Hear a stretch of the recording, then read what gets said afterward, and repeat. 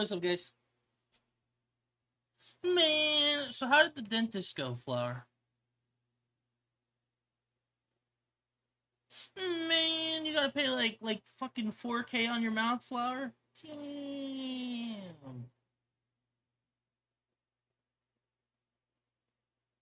Shoo.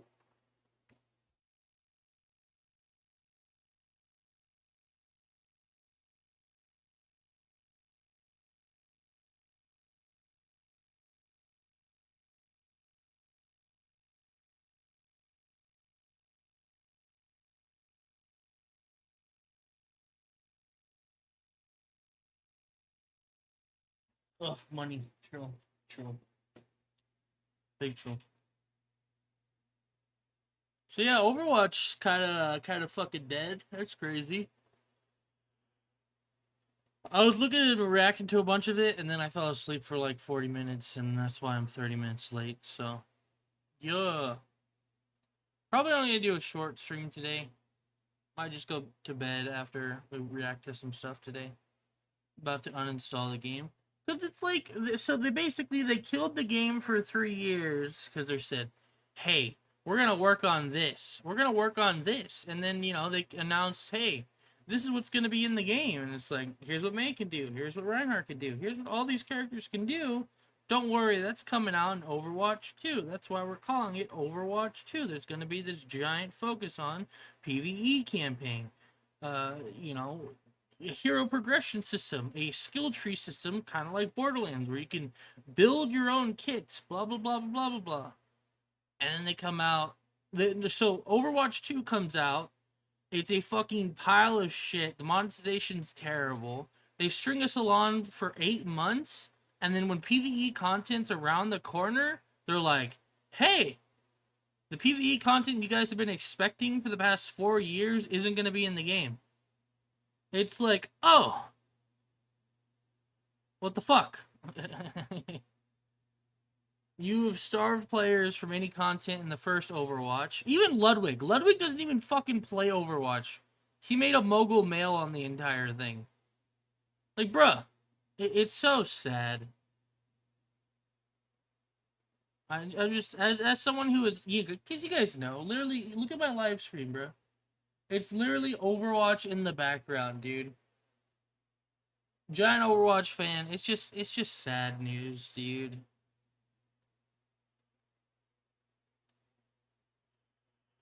I don't know.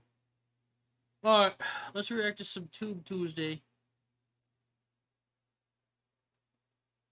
Uh, how to cook an egg in 3 seconds. How to basic. The state of team-based shooters has been straight ass. Yeah, I don't know, dude.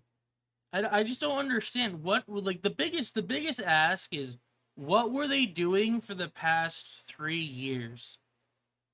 If there's this giant fucking like emphasis on PvE going forward, like, hey, Overwatch 2 is gonna be PvE focused. We're gonna be doing PvE with Overwatch 2.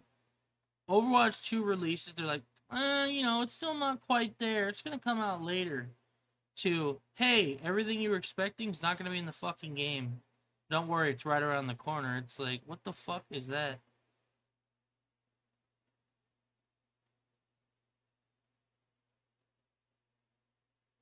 It just sucks, dude. As a fan of the game series, it just sucks, dude.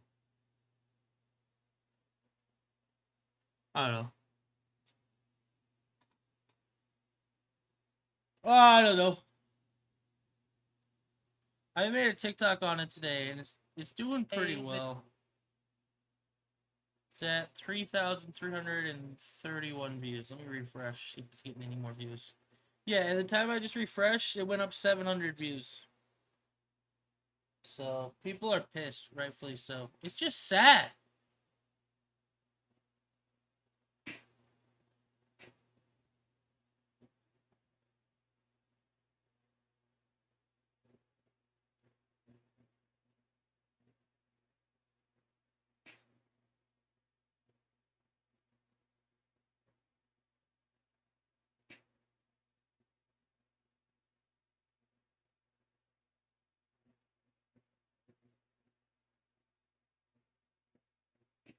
We're supposed to get an update at some point. Yeah, there's an update coming. I don't know, bro.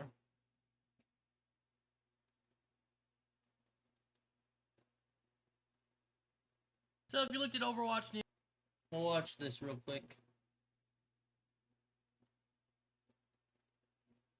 News today, then you'll know that Overwatch basically died for no reason. If you didn't know, then the PvE experience that was promised in 2019 isn't going to be a thing. The PvE story campaign isn't going to be what we were expecting. The hero skill trees and long-term progression system has been scrapped. The executive producer came out and announced it today, and that just kind of sucks. With everything we've learned about what it takes to operate this game at the level that you deserve, it's clear that we can't deliver on that original. At the level you guys deserve. We can't operate at a level you guys deserve. Our player base deserves the best. We can't operate it at that level. So here's what we're going to do. Vision for PvE that was shown in 2019. What that can't keep up with the vision for 2019. So here's what we're going to do. Means is that we won't be delivering that dedicated hero mode with talent trees, that long-term power progression. Those things just aren't in our plans anymore. Overwatch 1... yeah, everything we planned for, they're not in our plans anymore. But don't worry, we're going to focus on the thing that makes us money. The Battle Pass, we're going to focus on that. And we're going to focus on the shop. All that shit you guys have been wanting for 3 years now? 4 years? Fuck all that. One literally died for this content that just isn't going to be in the game. You know, we suffocated the first game, dude. They had a pillow over Overwatch's head, dude. Like, don't worry, Overwatch is around the corner. Just go to rest. Go to rest, bro. Go to sleep. And then, game, and I can't help but feel so frustrated. The main thing that made Overwatch 2 isn't going to be in the game anymore. I can't help but feel like we all knew this was coming. The writing's been on the wall with the way Overwatch 2 has been handled so far since its launch. I mean, go compare to how... and then I even brought this up. When Overwatch 2 first launched... the cosmetics were ass. The microtransactions were ass. The event rewards were ass. Hell, ranked is still ass. Balance is still kind of all over the place. Balance changes constantly as live service games are made, whatever. I was reading some tweets and shit. Yeah, I don't know, man. Oh, Overwatch 2, it's crazy how time flies. Overwatch 2 has been out for 8 months. And it still feels like a carcass at this point. Like, why the fuck? Like, it just sucks, man. I seen someone explain it like, someone's like, I don't know what this means. Someone explained it in Call of Duty terms. It's like Activision or whoever the Call of Duty people were constantly like saying there's gonna be new Call of Duty Zombies game or game, you know.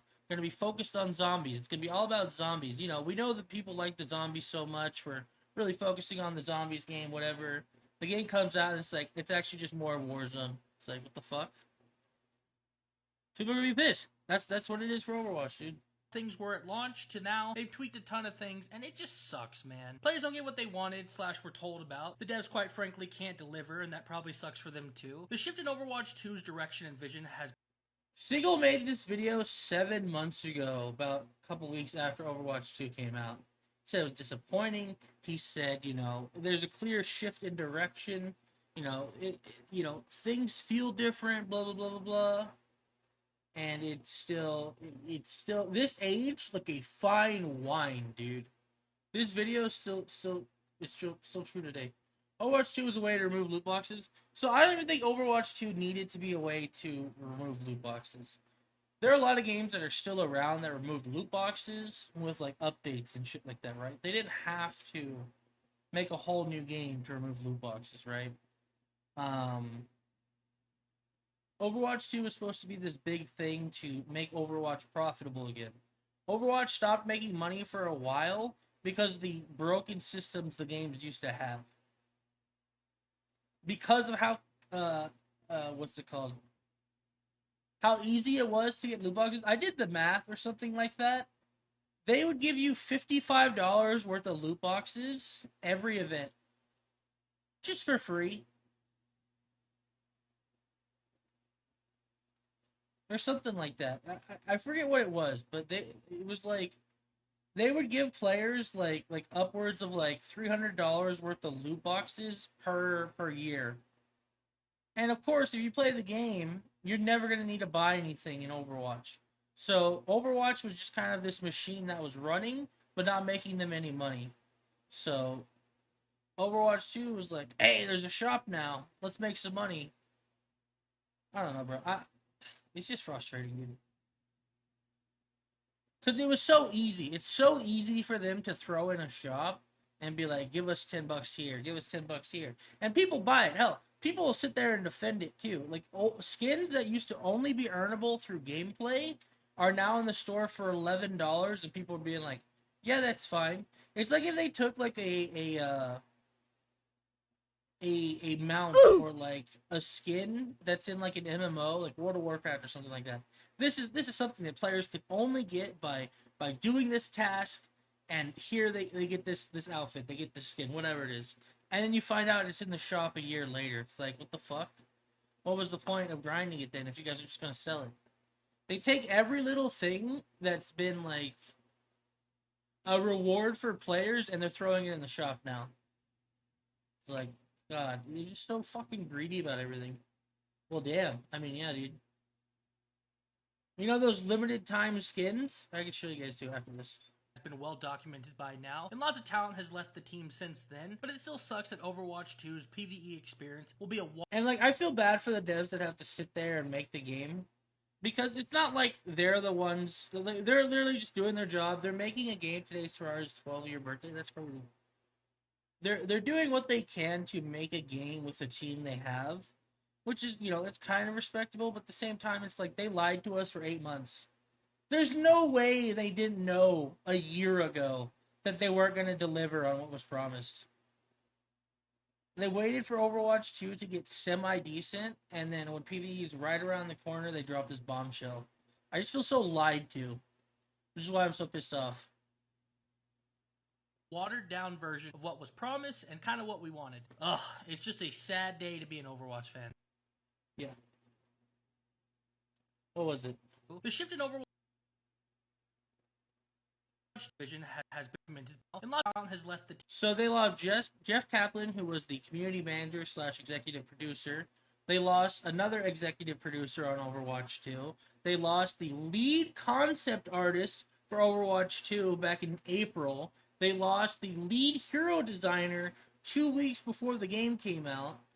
Overwatch 2 is kind of like Halo in a sense, Halo's development, where they just constantly had all the talent funneling out, and then new people having to come in and pick up the pieces, which is why the launch of Overwatch 2 was so bad.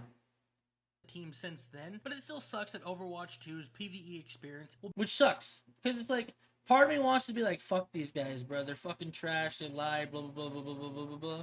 And then on the other part, it's like, well, Blizzard probably isn't going to give them more money. They clearly aren't giving them any money. It just sucks, dude. It fucking sucks.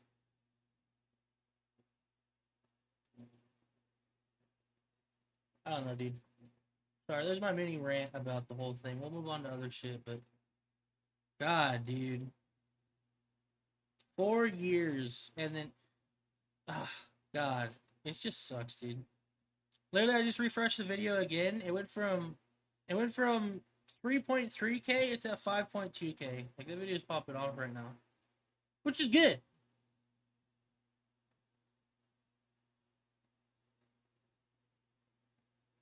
And yeah, people are bringing up. The guy came out and said, "We want to give you the experience that you deserve." Rather than slam on the devs, people should slam on management. It's like a whole problem, right? Because as a company, they're not going to be like, yeah, the developers can go off and talk about whatever the fuck they want about our game. No, anyone who does that, any developer who comes out and says, yeah, we're basically lying to everyone for 8 months, like, we're not going to be able to deliver. If he came out and said that, they probably wouldn't be hired. It'd be a lot harder to get hired, right? But at the same time, they all collectively knew they weren't going to deliver what they were going to deliver and just kept quiet on it. Should I make eggs? We'll show you how to make eggs, Flower. We'll watch how to make eggs, bro.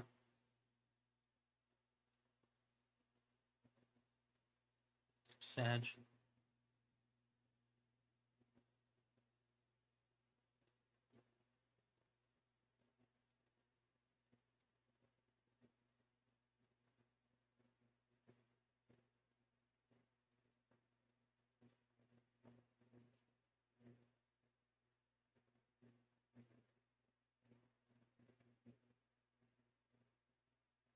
Scrambled or omelet, or should I set up? Flour can't make scrambled eggs. You ever watch How to Basics? Yes. And it's like, I don't want to get back into it, but let me show you another thing. So I've been making Overwatch content on TikTok for fucking months now. I've covered, hey, look at this Zenyatta skin. It was only ever obtainable through gameplay. It's in the store for $11 now. Isn't that kind of shitty? To, 6 months of early access, and, what was it? The event sucked. Matchmaking still broken. Hey, look at these skins they're working on. They reskinned one of them and charged $20 for it. It's literally just been 8 months of them cutting corners and making a fuck ton of money and people defending it. Rank's been fucked for so long now.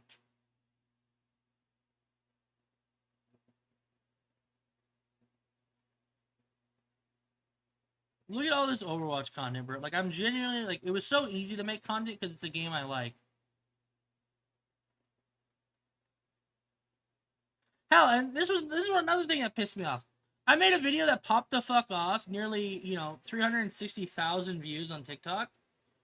Talking about... If you're an Overwatch player, then you need to know that This the is a fun Lucios video. are taking over. Let me explain. All the frogs have gathered together on the Lucio main subreddit, where a plan has been hatched to take Olympus. If you didn't know, the Overwatch 2 Battle for Olympus free-for-all event is currently running from January 5th to the 19th, where the hero who gets the most elims in the game mode will forever get a status. This was a big thing. Everyone was, like, banding together to try and, like, get Lucio to the top, right? So it even got to the point... So this was all free-for-all, right? Someone said, hey, everyone band together, let's play Lucios. If you see Lucio in a lobby, don't kill each other. Chase the enemies down. Alright, there's like a whole fucking list. It was like an army recruitment thing video for Lucios. Mains, and they Can't stop, won't stop. Oh, yeah!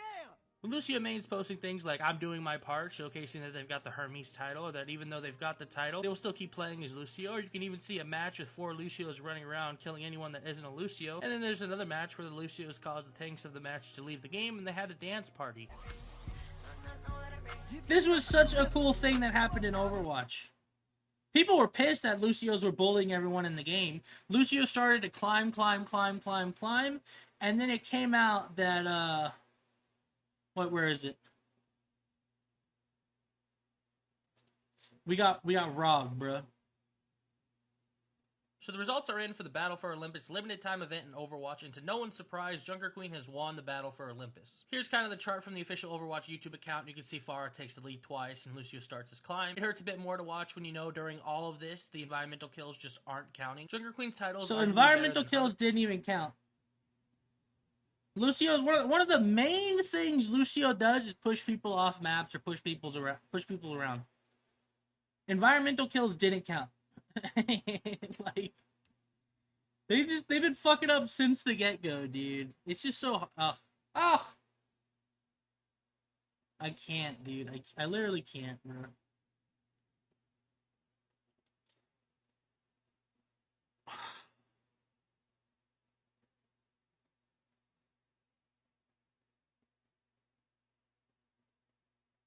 Oh, an event sucking too, dude. Here's another thing I mean by, like, I made a giant example of, oh, this is literally from stream. Did the Overwatch team actually post what the alts do in the Divine Free-For-All? No fucking way! They waited till... Remember, they waited until the day before the event ended to tweet out about all the events. Do you remember that, Wes? You pointed that out to me. They waited 2 days before the event actually ended to make a thread explaining what all the characters' abilities do. Till it ends in 2 days. Everyone already figured it out. The people who run the Overwatch team are just the worst, dude. I think the passion's gone. You guys want me to show you a video real quick? This is what my next TikTok's gonna be. The passion's gone, dude. The team who was passionate about Overwatch is gone. The year of the Tiger event, this was 11 months ago. This was last year's event, right? So the reason why I say the Overwatch, like, it's not just the monetization. It's literally everything about Overwatch feels off. It feels, I know a lot of people left when the assault stuff was going on, but everything about Overwatch, from how it gets managed to monetization, even the trailers, it just feels off, man. Here, this was last year's cinematic to announce the event. And again, they made like a whole thing showcasing old skins, new skins. They spent all this time to make like a trailer, Ooh, rice cakes. and then you cut to like this year's event. Go. And then if you look at what they did to this event, when they announced this event, so this is what they gave us this time around. It was a slideshow.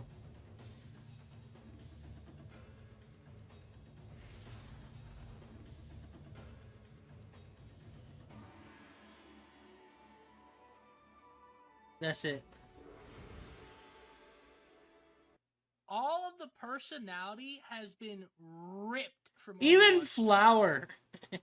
Flower was like, bro, what the fuck? Emotionless. Soulless. Corporate as fuck. too, and I am so fucking sad. I've been playing this game for 6 years, dude. Less personality, less money spent. It's just different, bro. Everything about Overwatch 2 it feels so fucking just soulless, dude. It just makes me sad. A 20-second trailer compared to a 1-minute cinematic showcase. And that was a good game with a bad company. I feel like Unite started off really well, yeah. No, Unite started off shit too, though. Like anyone with like, I had rose tinted vision when I started out Unite, because Unite was super fucking pay to win, and the only reason it got good was because we spent 20 hours playing the fucking game to where we were on equal footing with other players who paid.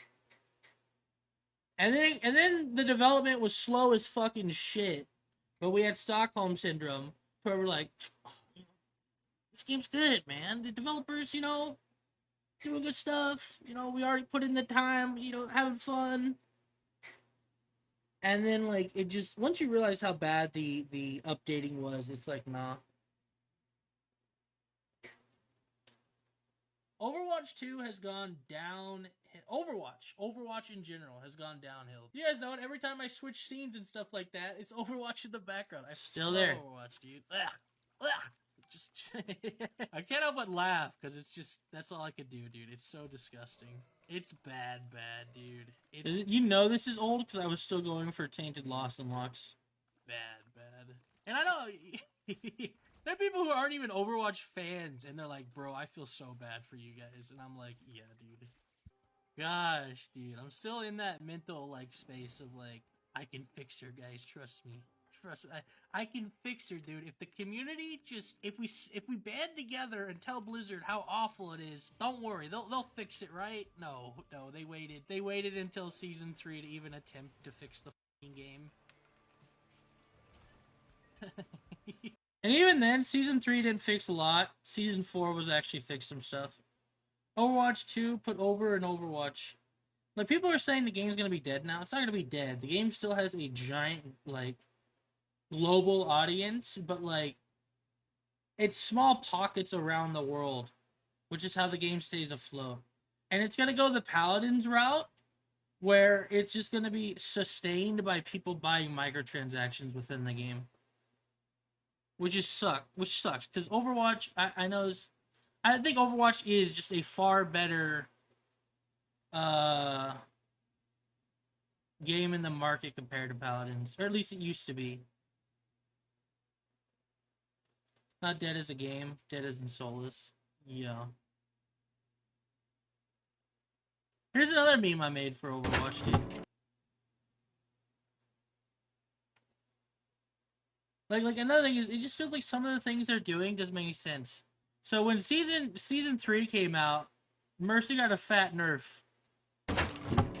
Even though Sojourn was so strong.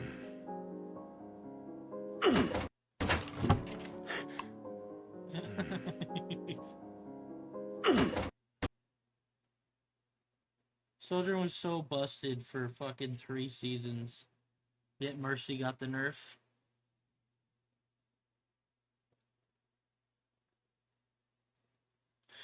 I don't know. Like the splash art for loading screens.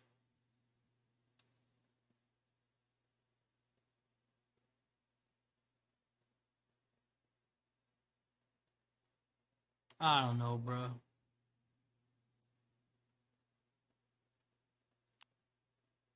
And that video is popping off now.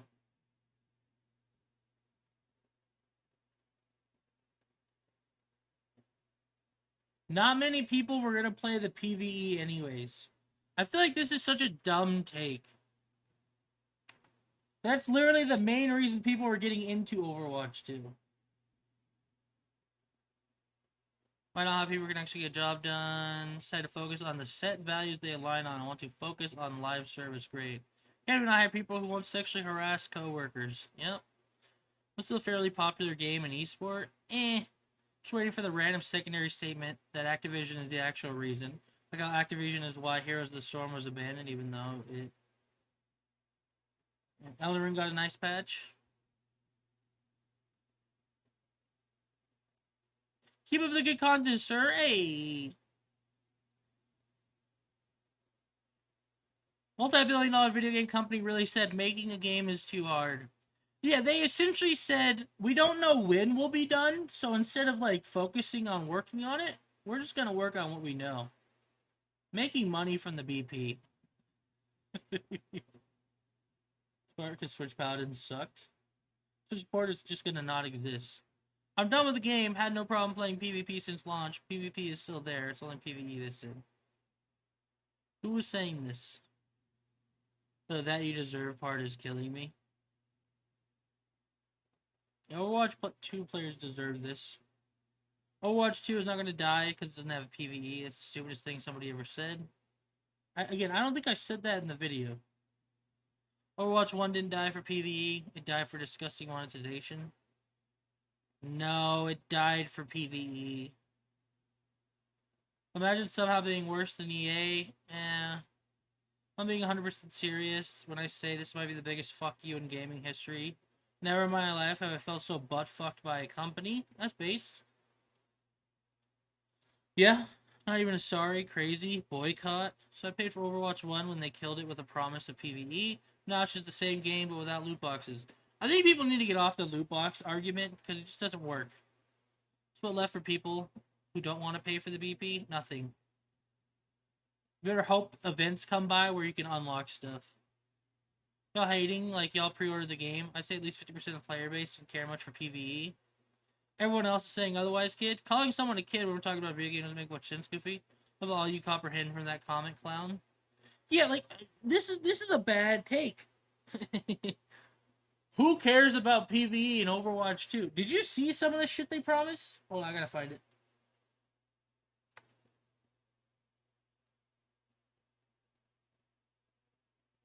I gotta find it.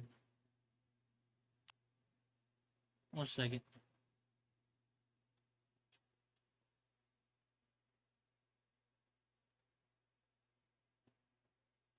Overwatch 2 PvE Showcase.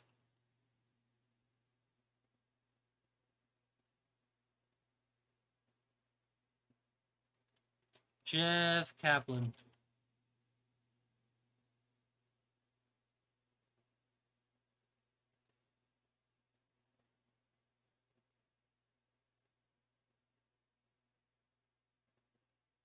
I think this is it.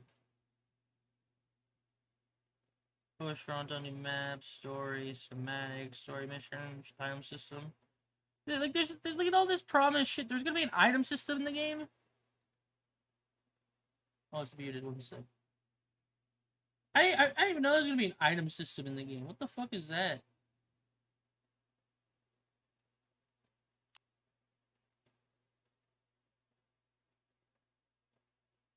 Chills, kind of weak right now, but good info. It's good. Or Genji. So we're trying that out right now. Like, obviously, it doesn't work for all heroes. Story missions. Now, this is not an item system. It's Yeah, story missions, bro. not like Diablo. Those aren't where, in the game like, anymore. Loot's going to be popping out of robots. Place a device that heals 1,000 health. Look at this! And we're all looking at the ground, picking up gold and that kind of thing. And it's not like WoW, we're waiting for the boss at the end of the mission. A temporary item pickup that you have for the length of that mission. And you'll find these at different... One of the great things about Blizzard games These are gone too. that we make lifestyle games. And what I mean by that is we make games that you can play as your main game or you can play as your only game. I think that hero missions fit into the role where you can play them night after night, week after week, and year after year. This is really the Yeah. long They promise endless replayability with these missions. Decade tail. after decade. Was I getting a little too dramatic with that? Okay, I do that sometimes. You know, so like one of the analogies that we use internally for hero missions is All right, so the progression system. This is really exciting. Now, I have to caveat this a bit. As I mentioned, Overwatch 2 is still in development. We have a long ways to go before this game is fully ready. So we're only showing you kind of a part of the progression system right now. And it's also likely that progression could change a lot from now and the time that the game Yeah, now it's not even in the game. designed the talent system for hero missions, not story missions. Look at how cool But this as we were screen looks. approaching BlizzCon this year, we knew that we were going to show a story mission, and we didn't have any progression stuff to show. Pulse bomb causes secondary explosions on enemies that are damaged by it. Blinking through enemies damages them. Enemies are pulled towards the point of recall and snare. Killing blows speed up your cooldowns. Recall causes damage to all recently damaged enemies. Isn't that insane, dude? She could blink through enemies and damage them. She could suck them in as a black hole. She could get killing blows to increase her cooldowns. So she could just keep zipping around, killing robots, and just fucking lightning speed through the fucking thing, killing everyone. That sounds dope. That sounds like how Tracer should be. That's gone. Here's the big thing. This is what everyone was super excited about. Because it was a fresh take on the heroes everyone knew. Check it out here in action. So yeah, that'd be fun. A chain Imagine explosion. That in PvP, that would team kill. Yeah.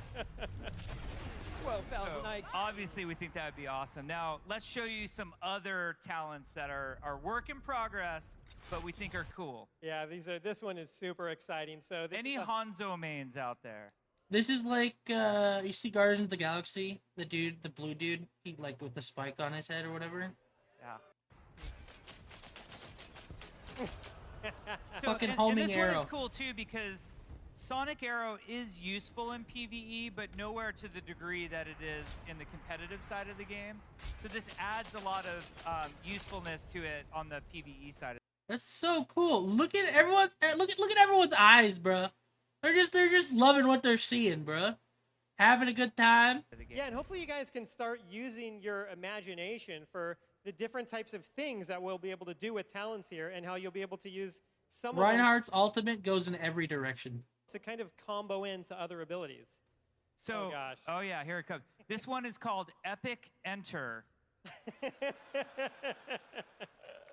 Did I say it wrong? No, that was perfect. Okay. Imagine if I actually think what this one like 500 Norman devices. Yeah. Aaron and I have watched this like 500 definitely freeze all nearby enemies, and if any of you are Mei players, you'll kind of yes. Yeah, she literally goes into her block for and freezes everyone nearby. Don't follow me. Yeah, I want it. I want this. God, dude. We were supposed to have Borderland type of skill tree system we could go through, dude. Where was it? Upgrades? No. Graphics? Whatever. New heroes. Redefining a sequel. This is probably important. Now, I want to touch on this again. I mentioned opening ceremonies, and between opening ceremonies and the panel, I've been spending time reading people's reaction, and there seems like there's so much confusion about what does redefining a sequel mean. See, this guy's gone, though. He's not even there anymore. He was one of the leading, like, people behind Overwatch. The sexual assault scandals came out, and he fucking left before it got bad. He was smart, man. Papa Jeff. So I'm going to try to put it in a different way this time. Imagine we're coming up with a brand new game that we're dying to make, and it's called Overwatch 2, and we start to think of the feature list that we want. We want How you brand new doing, Bear? heroes. We want all new PvP maps, like a whole roster, you know, equivalent to what we did in the first game of The ambitions for Overwatch 2, even as he's describing it, I didn't even realize. He said he wanted a whole roster like the first game. So there were supposed to be just a bunch of new heroes at launch. We got 3. And then Ramattra came out, busted, took a whole season to get good.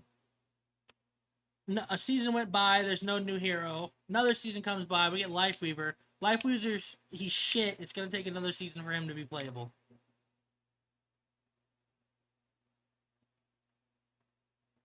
PvP maps. We want to have story missions, hero missions. We're going to add progression. We're adding talents. We're upgrading the engine. We're adding new looks to all the characters. We're like, that sounds like an amazing sequel to us. Yeah. Does it sound like one to you? Okay. Now, you all know what the video game industry does. And you are the most powerful people in the video game industry. Nope. It is not us. It is you. Nope. You have more of a say than anybody else. I And wish. how many times has, imagine your favorite game. It could, let's say it's a game that has, I don't know, Space Marine. Because this guy was in charge is why Overwatch was so loved. He understood the community. The new people in charge are so corporate and they were put in place by Activision.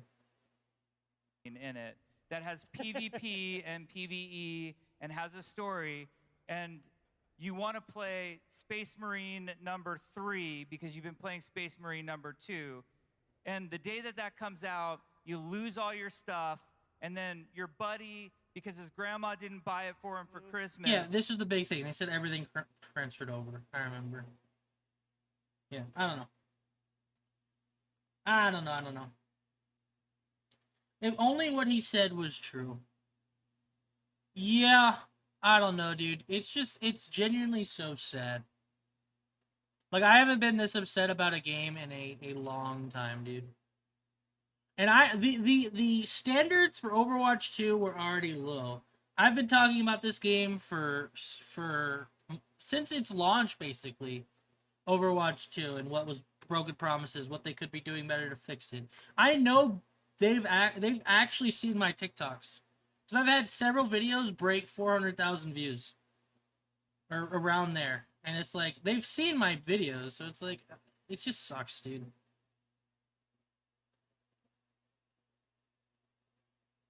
Here, look at this hero, like this, I'll go on a little bit longer. I've been ranting about it too long, but... We were literally supposed to get Borderlands-esque, like, tier systems, dude.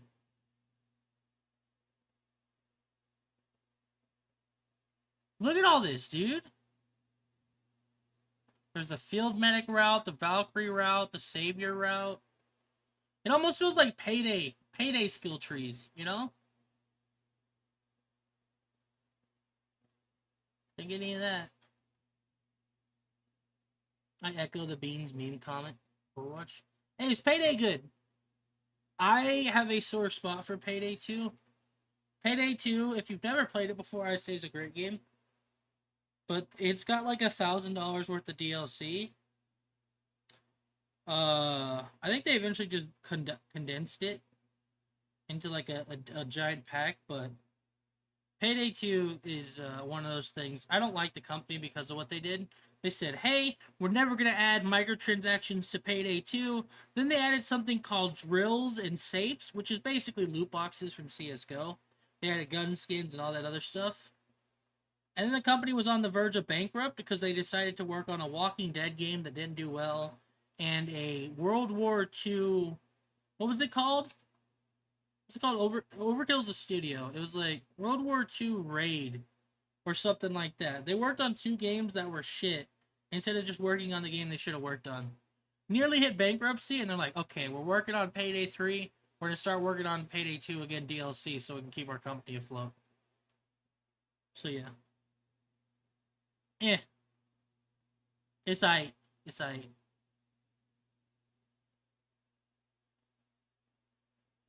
I love the characters though. Characters are good. All right, Flower, you still here? You want to learn how to make a scrambled egg?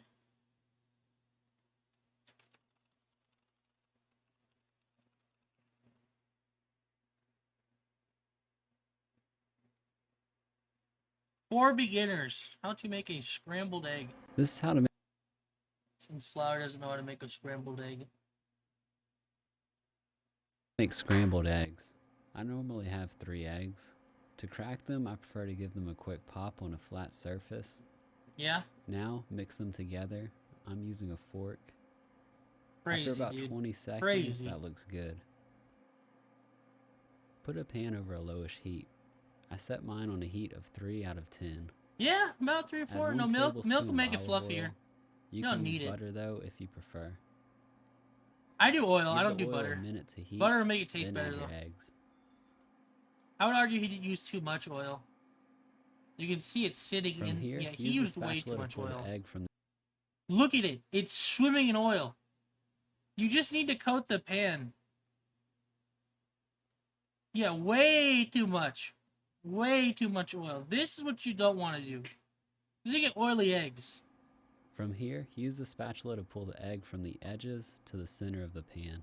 Oh no. Occasionally do this while it cooks. It's sitting in I oil recommend a still, silicone dude. spatula so that you don't scrape your pan.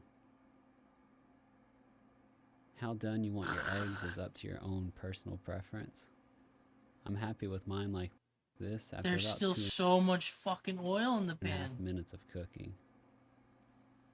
Make sure you remove them from heat. They'll cook a little bit more afterwards. You can add salt and pepper to taste. They look and enjoy wet. your They breakfast. look wet because there's so much oil. There's someone's. Let me see the comments, bro. To 25-year-old, this really helped. Better late than never. There's meme comments. I'm being a little brown from my chocolate pancakes I made before, not being fully cooked. How do people hit 25 and not know how to make scrambled eggs? No one's gonna say he used too much oil, bro. He used too much oil. There's the milk comment, and pepperoni always turns out great. Dude, I'm 20 and I still know how to make the eggs. This helps so much. Thank you. What the fuck, bro? Oh, now Flower knows how to make eggs in oil. Control F that bitch for oil comments.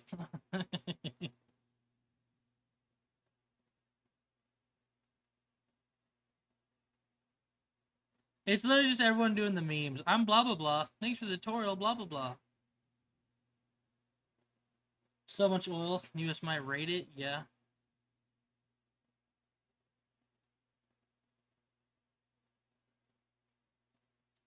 Yeah, it was way too much oil though.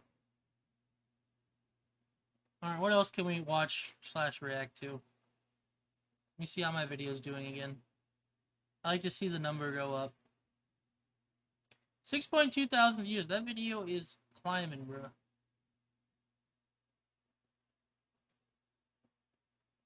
I'm going back to Apex after the season. They had 4 years. It's literally unbelievable. 4 years! God. Someone could have gone through high school in the time they said they were working on this. Sorry, I'm going back to it one more time. 4 fucking years! That's college, too, isn't it? 4 fucking years! Ugh.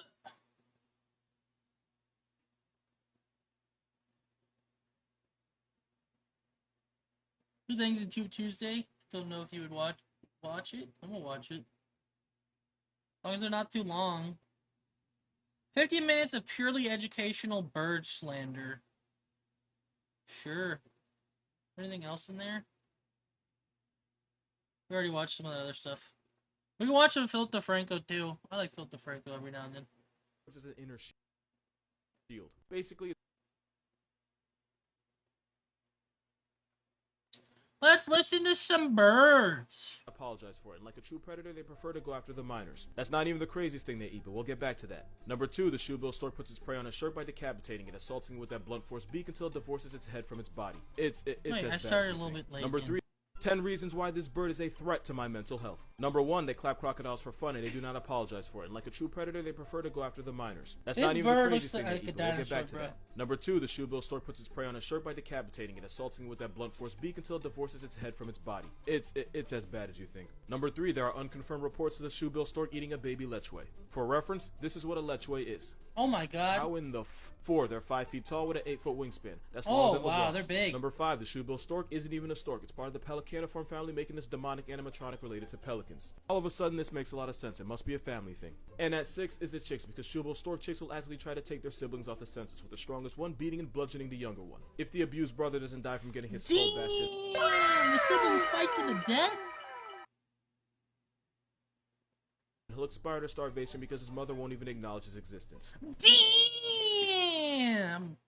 If you lose, the mother says, fuck you? Damn!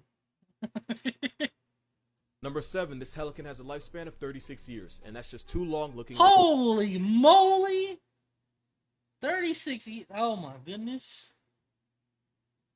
Nah, bro. Throw it in Tube Tuesday. Yeah, throw a video of it in Tube Tuesday. I gotta hydrate real quick. Let me go grab a water. I don't have a water right now. Damn, bro. Fucking eat your babies, and if they don't fucking... Oh, that's crazy. Give me 1 second.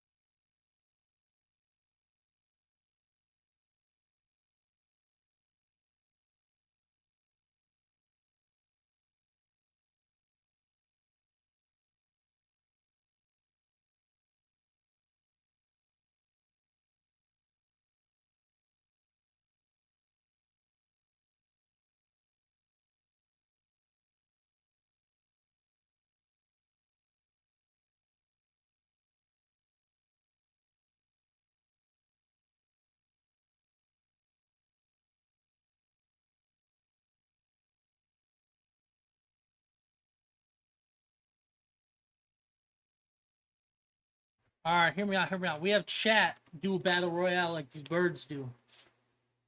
Thoughts? Still trying to fight? Like that. Number 8, they don't make a lot of noise, but when they do, a war veteran gets PTSD. Damn, what? Number 9, when they get too hot, they'll all over their legs repeatedly throughout the day just to stay cool. And reason number 10, they're best friends with hippos, and I just don't They shit on their legs to stay cool. Does that work? Asking for a friend. with that. It's because when hippos go skinny dipping, they force fish to the surface, which a shoebill stork eats. But any bird that's buddy-buddy with a water bundy is no friend of mine. Edgy boy. Oh my god. Okay, so I have one. These could be made out of like a horror fucking game, bruh.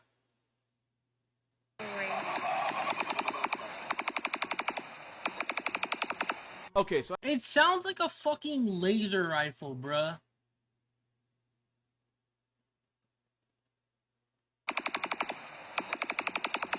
Okay, so I have one more thing about this thing that I think you should know. Can't explain why, but not only are they harmless to humans, they're actually friendly. This 5-foot head-snatching roid pigeon is calm around humans and it'll even let you approach their nest without becoming aggressive, which actually makes them one of the most popular birds for bird watchers in Africa. This is Sushi. Sushi looks like a hippogriff come to life, but he'll let anyone pet him as long as they bow to him first. Oh, If wow. you don't, he'll fly to the other end of his enclosure. But if you bow, Sushi will accept your presence and allow you to pet him. Damn, you can And even though bow? they look like Jurassic reject shoebill storks, will bond with their human caretakers and will even walk over to them to greet them. Which actually says a lot because they're nearly endangered with about 5,000 of them left in the world because we insist on destroying their hood. So yeah, shoebill Aw. storks are not that bad. Now this is another story.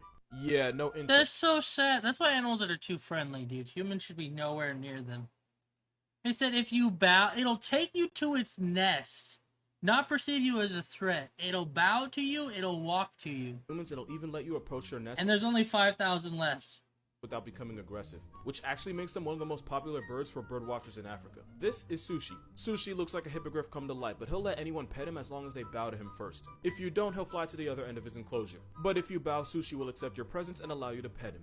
And even though they look like Jurassic rejects, shoebill storks will bond with their human caretakers and will even walk over to them to greet them. Which actually says a lot because they're nearly endangered with about 5,000 of them left in the world because we insist on destroying their hood. So yeah, shoebill storks are Look like dinosaurs, bro. not that bad. Now this is another story. Yeah, no intro for this bird. Not only can this demon with wings have a 12-foot wingspan, the marabou stork can be up to 5 feet tall, meaning they can look a good percentage of the population in the eye. And if one does, you'll quickly find out they have no soul or goodwill behind those pupils. They eat everything. Like, literally everything. Technically, they're scavengers that eat the dead, which is why they're nicknamed the Undertaker.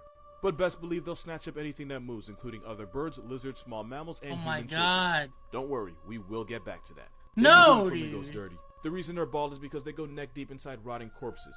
Also, this flying garbage disposal will feed on feces. That means poop. Their legs are white because they leak liquid ass all over them so that when it dries, it cools them off. But the marabou stork's favorite place to find food is in our garbage, which means two things. One, this dumpster's Tweety actually likes being around humans. And two, they are not afraid of us. And because marabou storks are highly aggressive and territorial, according to urban legend, there are some children that got put in a box because they got too close to them. Instead of delivering babies, this stork returns them. With a beak like that, I believe it. I'm a grown man, but if I ever walked into a bathroom and had a 5-foot testicle with wings looking back at me, I suddenly wouldn't need to use it. Also, that throat True. scrote is a guller pouch, and it's used to make noise to help attract a mate so this Satan turkey can make more of itself. Moral of this video, the marabou stork is an Avengers level threat to my mental health and a feathery antichrist whose vibe I will never with. We need to talk about how disrespectful this bird is. This is a secretary bird, and they kill prey by kicking them in the head until they either tap out or flatline. They especially Damn. violate snakes. They'll river dance on the snake's head until its skull caves in, and the secretary bird can kick with a force 5 times its own body weight. That's like the average man Ronaldoing someone with 900 pounds of force. Their kick is so powerful that they can actually shatter the bones in your hand. Also, they're like 4 feet Jesus. tall. The secretary bird will stomp around vegetation and bushes just so they can skull snatch anything that tries to escape. They'll also purposely wait around bushfires so that if any small animal tries to run for its life, this bird will take it from it anyway by curb Damn. They see a fire, they're like, alright, it's dinner time, bro. stomping them. And they can wig split their ops in 15 milliseconds, meaning in the time it takes for you to blink, they can strike multiple times. And like I said, they're 100% on site with snakes because they'll Look at how smash their quick heads that in is, until they're bro. either paralyzed Nature's or brutal, dead, and then dude. proceed to eat them. Also, this raptor can fly. Because of course they can. And they do all this while looking like a recently divorced velociraptor that got out of pocket with the child support. This is not a bird, it's Jurassic Park in yoga pants. With a thigh gap, y'all could never. Next time someone tells you dinosaurs went extinct, just remember this African homicide chicken tap dances on the graves of snakes, and anyone else that tries to test it. Never wanted to make a video like this because I always try to be unproblematic and I stay away from the whole TikTok drama thing, but unfortunately this creator went too far. Because I was having a good day and then she sent me Toucans. this. Oh, what the fuck is that? I have not known peace ever since I've seen this, and I'm gonna make it your problem. That is a uropygeal gland. Most birds have it, and it's basically an oil dispenser. The same way you rub Vaseline on your chapped ass lips, the bird will rub the gland and then spread the oils on its feathers to maintain and waterproof them. And of course, there's this nonsense right here. Toucans have really thin, stretchy skin to the point where it's translucent when stretched out, and at some points you can even see muscles, tendons, and bones. I You still hate see it. And through then its there's the eyes. skin? What the Toucans have fuck? an extra eye membrane that serves as an inner No, shield. don't ruin Basically, it's toucans foreskin for their me. eyeballs. And for those of you that think toucans are parrots, they're actually woodpeckers on steroids. I'm not even kidding. Toucans are part of the Ramphasidae family, and one of their closest relatives are woodpeckers. Which means this is accurate. And I don't know what this is, but I'm not going to be the one to explain it. And I'm not letting y'all forget what their tongues look like. And even though their tongues don't wrap around their brains like woodpeckers, knowing that it has that for a tongue still makes me itch. That tongue is basically to shove their victims back into their mouth. And another thing, yes, toucans do eat mostly fruit, but they're not vegans. They'll also murk baby birds, bats, frogs, and honestly anything Oh my else that God. can fit down their throat. The greatest trick Fruit Loops ever pulled was convincing me that toucans were just innocent little hippie parrots. At least the babies are cute.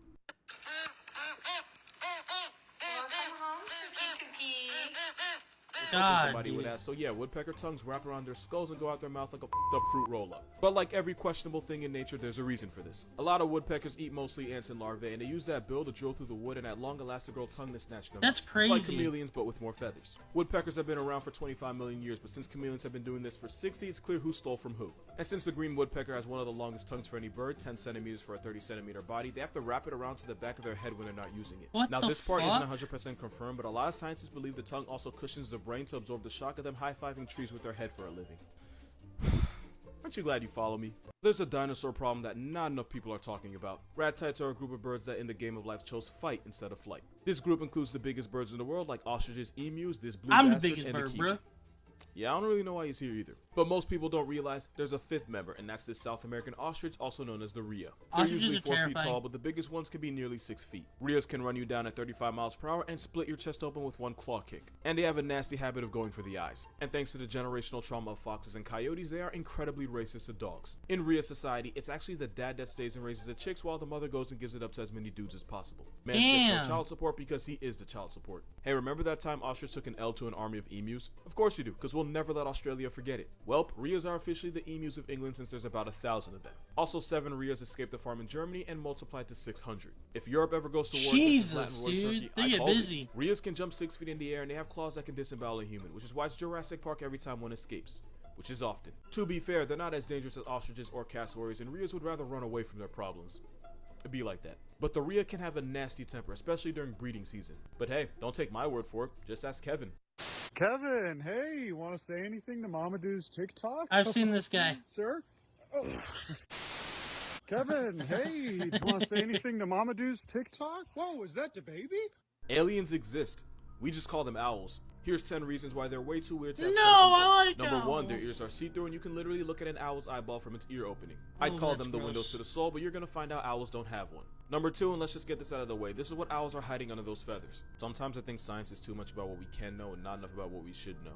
Number 3, you probably know that owls can imitate the Exorcist by turning their heads 270 degrees, but they only do it because technically owls don't have eyeballs. Not like deadass, instead they have tubes that don't move, which is why they have to look possessed just to look behind them. Number 4, some owls like the great horned owl will catch prey and decapitate them by the time they get to their nest. Yeah. You can't tell me that ain't some Invader Zim type shit. I knew about If you ever that. see a squirrel or rabbit that's literally lost its mind, you know exactly whose rap sheet to put it on. And they won't stop there, this owl snatched the hawk's headpiece for no reason at all. Number 5, owls are birds from the Strigiform order, and there's about 250 flavors of these flying psychopaths, and you can find them almost everywhere. You got the Eurasian eagle owl, snowy owl, the African Varroa owl, and the Australian masked owl. But by far the meanest one of all is the great horned owl. If you know, you know. Number 6, owls have feathers that can absorb noise, and since God gave them night vision, they can snatch souls and lighten the senses Yeah. without ever making a single sound. But number 7, Jeez. when they do decide to speak up, they put someone in therapy. Yoink. Aren't owls your favorite animal? No, but they're one Number of them. 8, they're racist to other birds. The very symbol of our country often gets bullied by owls, and they hate crows on a generational Damn, level. If a owls crow lose breeds, to an owl will American take it eagles lose personally to and put an owls? end to it. Number 9, owls swallow their prey whole. No bev and nothing. And then vomit the parts they can't eat like bones, teeth, and fur into this little pellet package. And for some reason, schools had children dissected. Like, what the was that even about? And to end on a wholesome note, baby owls sleep on their stomachs because these feathery Jimmy Neutrons have heads that are just too heavy. Google sleeping baby owls and then thank me for the free serotonin. Yeah, this isn't Photoshop. That's a harpy eagle, and yes, you should be afraid of it. Harpy and there's 2 eagle. reasons why this is an Avengers level threat That to the thing's jungle. fucking Number huge. 1, they have massive claws, and scientists have compared the talent strength of the harpy eagle to the jaws of a Rottweiler. And since the harpy eagle has claws bigger than that of a grizzly bear, they could barbershop grip a human head. And reason number 2, nature did something incredibly out of pocket with them. Because unlike most other eagles, harpy eagles have relatively short wings for their size, meaning they could bob and weave through the branches of the jungle. Which also means this is the only eagle where hiding in the trees means nothing. You would still get worked, murked, and put on a shirt. Did you just grab a Because of this, harpy sloth? eagles will make a No fucking way! This is the only eagle where hiding Look how big that thing is! in the trees means nothing. You would still get worked, murked, and put on a shirt. Because of this, harpy eagles will make a victim out of monkeys, sloths, opossums, iguanas, and they'll even friendly fire Oh other my birds like God. macaws. This flying paralysis demon is found from Mexico through Central America all the way down South America to Argentina. But don't worry, its shadow clone is a crowned eagle and can be found terrorizing Southern Africa. I forgot to mention they can carry animals heavier than they are. Just know that if you ever hear this sound, your time has come. Can you imagine? Fucking, what is it? A 5-foot bird just making that noise, chasing you, bro? It's over. It's over, bro. And even though this hippogriff could probably hole punch a human head, there are no reports of a harpy eagle ever killing or severely injuring a human. They're only really aggressive if you get too close to their nest, but if you do that and get clapped for it, at that point you just charge it to natural selection and keep it pushing. In fact, because harpy eagles have zero fear of humans, it actually makes them an easy target for poachers. That and by Aw. gentrifying the jungle and knocking it down, we've destroyed a good amount of their home. So really, Aw. they should be afraid of us. Moral of this video, you're looking at one of the most dangerous destructive species in the jungle, and It's a next very to it, pretty bird, dude, I think. For as terrifying as it fucking is. fear of humans, it actually makes them an easy target for poachers. That and by gentrifying Finding the jungle and knocking it down, we've destroyed a good amount of their home. So really, they should be afraid of us. Moral of this video, you're looking at one of the most dangerous destructive species in the jungle, and next to it is an eagle. Oh god. So there's 3 possible reasons why they do this. Number 1, it's how they yawn and stretch. And before someone says it, no, they don't pull their spine out of their mouth. That's actually the gullar pouch being stretched by the neck under it. Number 2, this is how pelicans cool off. Pelicans can't sweat and they don't have AC. Instead, they'll ripple the skin of their throat and pouch to cool off by evaporation, and this is called gullar fluttering. But in extreme cases, it's possible they do whatever the hell this is to expose the blood vessels in their That's throat to air, fucking which helps them cool off. crazy. And reason number 3, pelicans are the brood of Lucifer, and this satanic ritual is how they pledge their allegiance. Honestly, it could be any of these reasons. But tag Hank Green anyway, because this is exactly the kind of nonsense you would know everything about for no reason. This animal proves that evolution is one spiteful bitch. Because rat heights, right? They're a group of birds that decided they were too good for flying, so they make it everyone else's problem. We got the African thunder goose, the Jurassic reject, the Australian kryptonite, and the kiwi.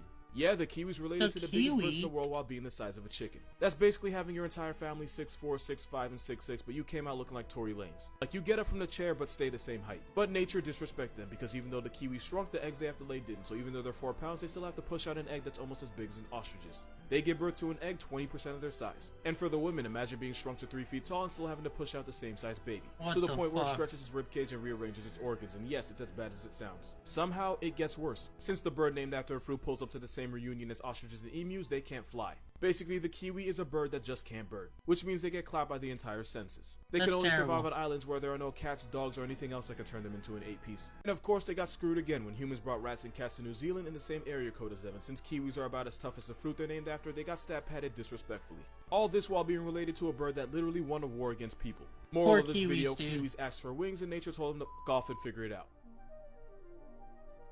God, dude, it's crazy how big Jurassic some Park's birds are. real, and so is this bird. That is an Andean condor, and it can have a wingspan of just under 11 feet. That is no cap, a shack and a half. And even though they look like a 11 satanic testicle, they are feet. 100% harmless. They're vultures on steroids that only eat the dead because they don't want smoke with the living. That wasn't a joke, they're a type of New World vulture, and there's 2 types, the Andean and California condor. And this aesthetically challenged turkey proves that love is blind, because this scrotum pigeon mates for life. To shoot his shot, the male condor turns his head red, puffs out his neck feathers, and approaches the female. If she lowers her head at him, it means bro won, and they'll stay together for close to, if not life. They love getting high. That's Condors cool. vibe at 15,000 feet, and since they have huge wings, they can stay in the air for ridiculous amounts of time without flapping. One condor actually flew for 5 hours, covered over 100 miles, and didn't flap once. And when you live like that, you can What live a long the time, which is why the fuck? California condor can live for up to It just glided for 5 hours? What did he say?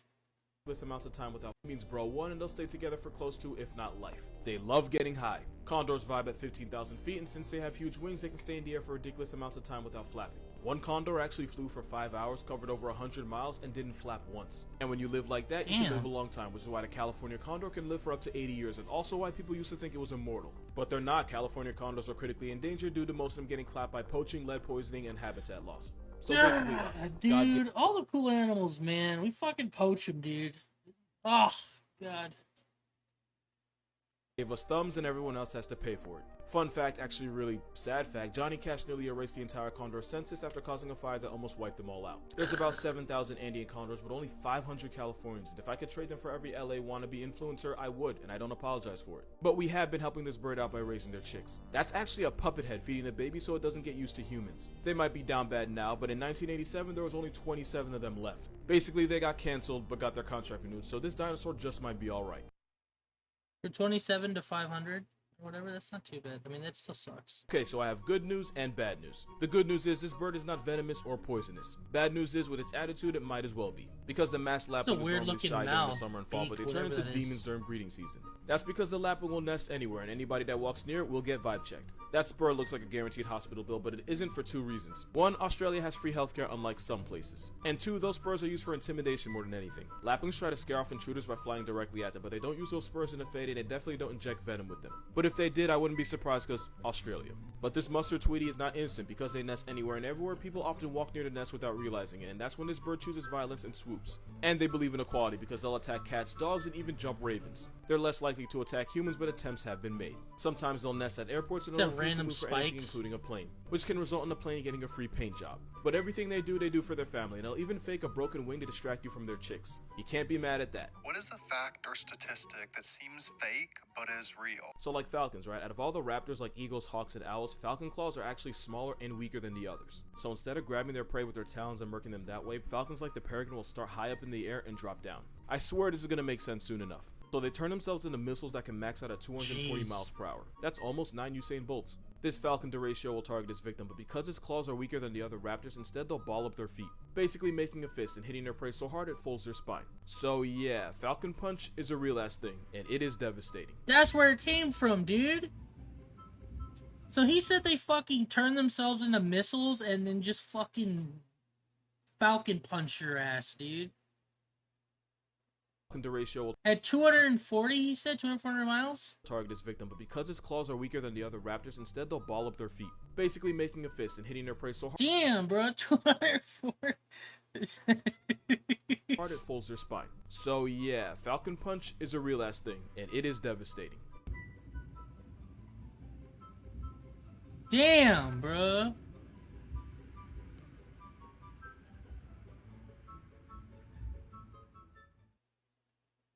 Fucking destroyed see how quick that was, bro? I want to watch it one more time, but Basically making a fist and hitting their prey you so don't even see it. Done. It's like a fucking anime moment, bro. Fucking video game. The fucking teleport sound effect, bro. Shit was quick, dude. Oh my god. You don't even see it. Jeez, dude. Fucking, that's crazy. I didn't know about that. I thought he was about to be like, yeah, their claws aren't that good. That's why they got their sharp beaks so they could rip out food or something like that. He's like, nah, bro. They fucking whale their prey up to 240 miles per hour with a fist. I didn't know that. That's crazy, dude. Fucking wild, dude. I now have a fear of birds, dude. What the fuck, dude? Damn, dude. That bird that can fucking eat sloths and monkeys, bro. What the fuck? And then there was another one, the condor, dude. The fucking 11-foot wingspan, dude. And then it went 100 miles without flapping its wings. Just goes up to 1,500 feet and just glides for 100 miles, dude. Lives up to 80 years. That's crazy, dude.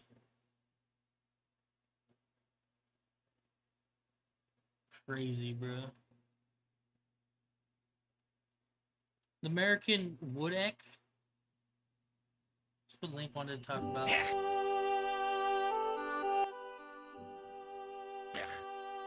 Do they actually make that, or is this guy just doing that noise?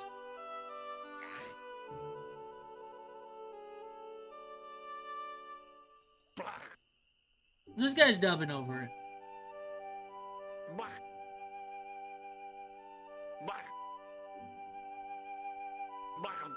That's scary, is it?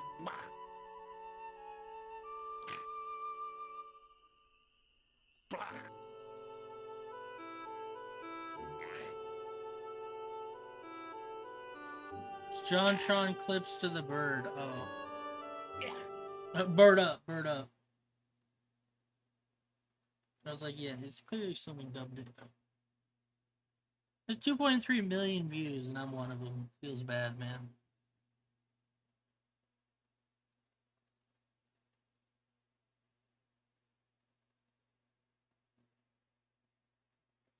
Let's watch some Philip DeFrankie. Cyberbully got caught weaponizing her tears. Sup, you beautiful bastards? Welcome back to the Philip DeFranco Show. It's Tuesday, May 16th. You're watching the best damn news show out there, and let's just jump into it, starting with the internet right now is going at what many have called the latest Karen. With this incident that happened at a New York City hospital being recorded, going viral, and in it you see a white staff worker struggling to take a city bike from a black teen with him telling her to stop, that he paid for it. This is my bike, it's on my account. And you hear her yelling for help as she then tries to grab his phone, telling him not to touch her, to which he replies that she's the one touching him. They're then throwing in that he's hurting her I hate fetus and shit yelling, like my this. unborn child. Meanwhile, you have the teenager's friend shouting at her to stop, and then eventually another hospital employee approaches, at which point she appears to start sobbing, with that worker then telling her just choose another bike. So she then gets off, but then the teenagers rip her a new one for those tears. How you stop crying? Not a tear came down, miss. And so with the video getting tens of millions of views, you got people outraged. Also, the hospital reportedly looking into the incident. Also, civil rights attorney Ben Crump has now gotten involved, accusing the woman of weaponizing her tears and People calling are her actually crazy. dangerous. But ultimately, that's the limited information we have on this right now. Of course, we're going to keep our eyes on this, and I will keep you up to date. But in the meantime, what are your thoughts here? And then, in absolutely massive online entertainment and business news, two of the biggest streamers in the world, IShowSpeed and Kai Cenat, are now launching an exclusive show together on Rumble. And with this, there's been a lot of speculation about how much money the platform must have thrown at them. I don't like IShowSpeed. I mean, good for him, but like, he's like a big piece of shit. Especially after another streamer by the name of Aiden Ross said that the platform that he streams on exclusively, Kick, offered them $40 million each, which then caused people online to speculate, oh, this deal must have been so much bigger, or maybe it just allowed them more freedom, especially because, well, according to reports, this show is exclusive to Rumble. They'll still be allowed to make their own content on their home platforms, YouTube for IShowSpeed and Twitch for Kai. But regarding Aiden's claim there, Kai actually responded rather Aiden's a quickly saying fucking that idiot, Aiden was too. lying. I did not turn down. Chat. That's not a actual leak. That's not, okay? That's actually cap on my soul. Around money. And then, have you heard about or do you watch Sickfluencers? That's something that people are talking about today, because Vice put out a piece noting that there are tons of people who have gone massively viral and got these huge followings online by sharing content about their chronic illnesses. I've seen this on TikTok. I always get uncomfortable. It'll randomly like show me a live stream of someone who's like got a, what's it called? A disability or a hardship going on in their life. And people are just sitting there like, you're so brave, you know, good for you, blah, blah, blah, blah, blah. I feel like they do it on purpose, right? They're the people who are growing a following doing it, but it's like, it's almost like everyone's like staring at this person like they're like a zoo animal. It makes me uncomfortable, bro. I just scroll past those things, but it's weird. Maybe I'm in the wrong, but yeah. I know exactly what he's talking about. Also with that, so have people who are allegedly either exaggerating or totally making up their illnesses. And the obsession around this is massive, right? There's a whole subreddit called r/illness fakers, where you see a lot of discussion of what moderators call Munchausen by internet, as well as related conditions and toxic chronic illness influencers for whom evidence suggests they may be... Shoot, you need to start streaming on TikTok, bro. Trust, bro. Trust. Lying, feigning, or exaggerating illnesses and medical crises for attention and or profit. Munchausen by internet's actually something of a real phenomenon, with Vice actually pointing to a 2021 study that explored it, and that study noting what is particularly worrying is the ease with which the deception can be carried out online. Yeah, people sometimes just fall for it too, dude. I'm not saying everyone, but like I hate like, I don't know, people get an entire following just because they have an illness. It's like, I don't know. It's weird to me.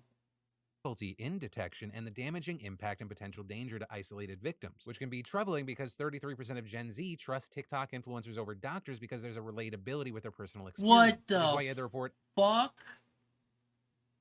33% of Gen Zers. Oh, it's over, bruh. Humanity's just getting dumber and dumber. It's over. That's a wrap. That's a wrap. Personal experience, which is why you had the report adding that people can take advantage of that trust, which, quote, ensures that individuals seeking both the clout and public sympathy that comes with having chronic conditions can latch onto trending illnesses for a stream of positive attention and even financial rewards. But also with this whole situation, the people so intent on calling out illness fakers are heading down a slippery slope, right? Because some of these people are clearly dealing with mental health struggles, not to mention, should they be wrong? Right? Throwing out baseless accusations that others latch onto, they're making an already horrible situation worse. Especially Eating when we've seen like in other strawberries? verticals like Damn, true Barry, crime, for you really example, have instances where where people are more motivated to prove themselves right rather than discover the truth, which is why I understand and sympathize with the intent, but I worry about the ramifications of the misfires. So, I mean, this isn't necessarily a new thing. I mean, hell, the whole reason the Philip DeFranco show even exists today is because back in 2006, Rush Limbaugh mocked and accused Michael J. Fox of exaggerating his Parkinson's, a disgusting and hateful claim that inspired me to make my first news video. So the need to be thoughtful and careful here, it's paramount. And then all drugs could be decriminalized in Washington state if the state just sits back and does nothing right now. Because the government actually got itself into this situation back in 2016. That's when a woman by the name of Shannon Blake was Woo, convicted for having a Washington handful of meth in her State, pocket. all But she drugs argues, legal. "Hey, I didn't know I had the drug on me. These were a friend's pair of jeans." So in 2021, the case actually goes all the way up to the state Supreme Court. And there, in addition to ruling in her favor, they also ruled that the state's felony drug possession law is unconstitutional in the process, saying the legislature can't penalize her without proving she had a guilty mind. So with that, you saw thousands of pending drug cases dropped, lawmakers rushing to pass a temporary fix, with the resulting law making drug possession a misdemeanor and requiring police to give at least 2 treatment referrals before pressing charges. But on this coming July 1st, that law is set to expire, which means personal possession of all drugs would be decriminalized. We're talking fentanyl, meth, heroin, it's all on the table. And so now lawmakers are scrambling to make sure that doesn't actually happen. But very key thing, they failed to strike a deal before adjourning late last month after Democrats voted down a compromise bill 55-43. God, isn't that crazy? They can't even, like... It's a little bit political, but they can't even fucking come to an agreement so meth doesn't become legal in a month. So he's saying, like, something fell through in the courts that made it basically, like, law or something like that? So in a month, if nothing's done, it remains or something?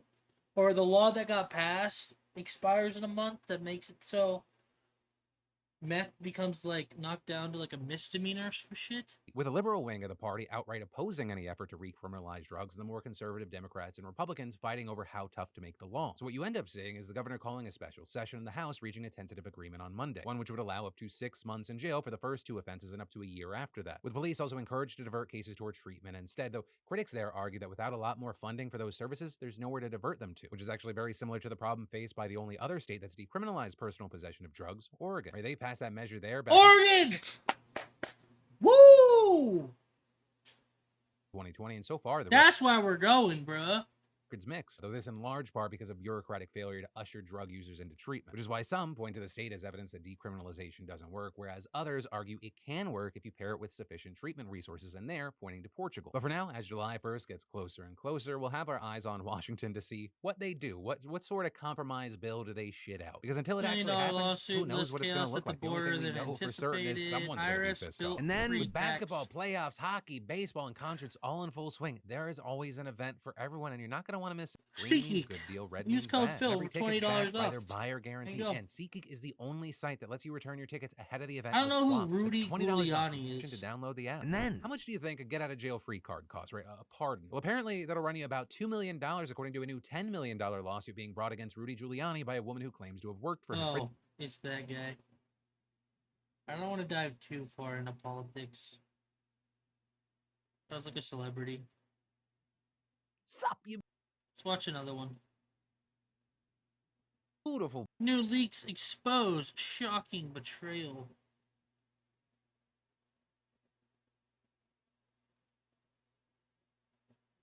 Sup, you beautiful bastards. Welcome back to the Philip DeFranco Show. It is Monday, May 15th. I'm still emotionally recovering from last night's episode of Succession, but I'm going to take a break from processing those feelings and give you the best damn daily news show out there. So buckle up, you beautiful bastards. Hit that like button and let's just jump into it. Starting with, people in New York and now the country are massively divided on the situation that some describe as a subway ride turned deadly and others describe as just straight up murder. Right, so let's walk through it. The story began earlier this month in Manhattan, and if you've ever lived in New York, you know the subway Viewers discretion.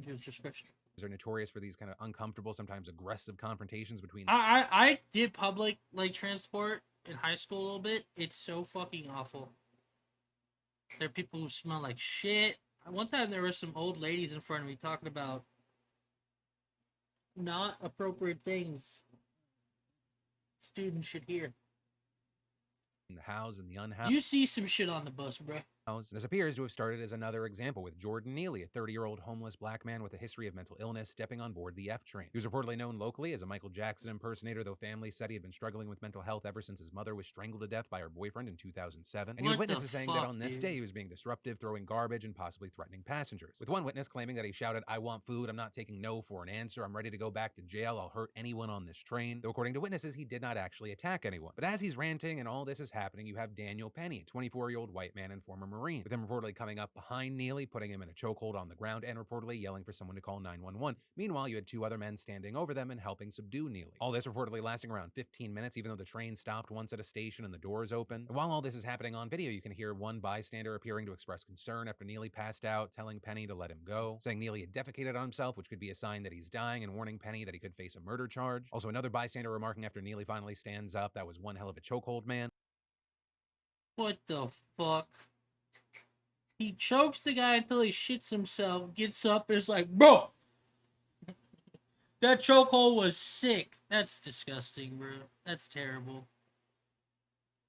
With EMTs then arriving and performing CPR on Neely, but he was now limp and they couldn't revive him. And so ultimately he's pronounced dead at the hospital, with the official cause of death being compression of the neck. Now, as far as Penny, he was initially questioned by police, but initially they just let him go without any charges. But with this, you have video of the encounter going viral, many people being shocked, saddened, outraged, AOC tweeting. Jordan Neely was murdered, but because Jordan was houseless and crying for food in a time when the city is raising rents and stripping services to militarize itself, while many I hate... It's terrible, bro. I hate shit like this. It becomes like a political thing, dude. like, yes, evading fares and theft, but also assault. But at the same time, you have those on the other side countering that his past crimes are not relevant here, or saying Penny couldn't have known any of that at the time, and arguing further that Neely posed no real threat and that Penny overreacted to something New Yorkers see on the subway every day. And also saying that as a Marine, he arguably should have known that the so-called blood choke, that takes as little as 8 seconds to cut off blood and oxygen to the brain, at least when done properly. And so this debate's been raging online Damn, I didn't know about this. I didn't see any of that. Mormon whistleblower expands on church's widespread clandestine money. Why? And then, the only thing this Mormon's blowing before marriage is a whistle. Because David Nielsen, who managed the Church of Jesus Christ of Latter-day Saints investment arm for 9 years, went on 60 Minutes yesterday. I thought I was going to work for a charity, and the funds were never used for that. It was really a clandestine hedge fund. Well, once the money went in... Bro, you know what'd be a good drama show, bro? Literally a church that does this. I think it'd be kind of crazy to see, dude. It didn't go out. I'd watch it. The church pays all its expenses. Whatever's left over gets invested in a kind of rainy day fund. But for decades, Nielsen says that the church has been hoarding obscene amounts of wealth that could have been used for things like actual humanitarian work, outreach, education. And during his time there, he says that the church's portfolio grew to over $100 billion in value, the largest fortune held by any religious fund in the United States. Or to give context, that is twice the $100 billion? Shit, dude, that's crazy. Size of both the Harvard Endowment and the Bill and Melinda Gates Foundation. And not only that, he also shed light on how that money was spent, saying in 2013, one of his bosses showed him this document where you can see $1.4 billion going to a mall being built on church-owned land, with another $600 million bailing out a for-profit church-owned insurance company called Beneficial Life. But still, Nielsen stuck with the church for several more years until he finally had enough in 2018, which is when a website called Mormon Leaks exposed church members' ties to shell companies that existed only on paper and held billions of dollars in stocks and bonds. And it turned out that those assets were actually managed by the church's investment. Mormon Leaks, dude. Fucking crazy. Investment arm, which is something only the senior leadership knew about. Because Nielsen says the point was to hide money not only from the church's members, but also the government. The chief investment officer said that if we were to change and start reporting these securities in our own name, it would bring undue attention to the firm, and that attention would be potentially damaging. And after the meeting, I went and confronted him. What do you mean, potentially damaging?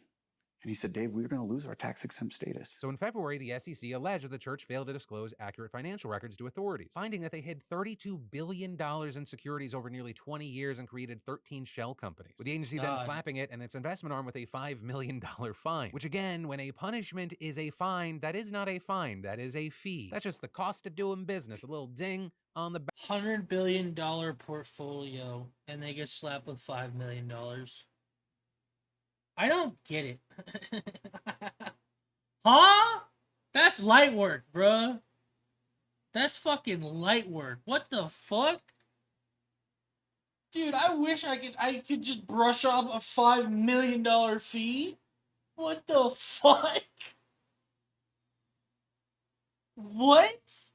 That's crazy. balance sheet, a law that only exists to keep down the normies. And then, in entertainment news, KSI cheated. Or at least that's what Joe Fournier and others are saying after KSI knocked him out during their exhibition fight over the weekend. Because Joe and KSI were the main event of Misfits Boxing 007. KSI winning with a knockout in the second round, though. Oh, I seen this. People were saying he elbowed him or something. That knockout has become very, very controversial. Ooh, that's bad. That's not an okay. No. No, not in boxing. That's like an MMA fucking elbow. And KSI were the main event of Misfits Boxing. That's my first time 007. seeing KSI it. winning with a knockout in the second round, though. That knockout has become very, Nah, bruh.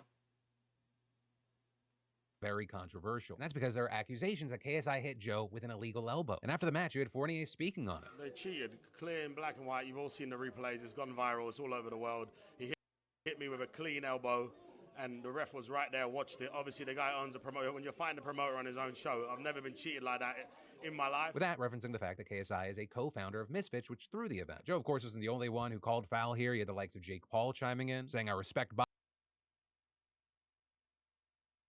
boxing too much to respect what that was, and adding, if that was indeed a real boxing match, it will be ruled a no contest or disqualification. And online, you had a lot of people agreeing, saying whether it was an accident or Yeah, no, dude. You can't knock someone out with a fucking elbow.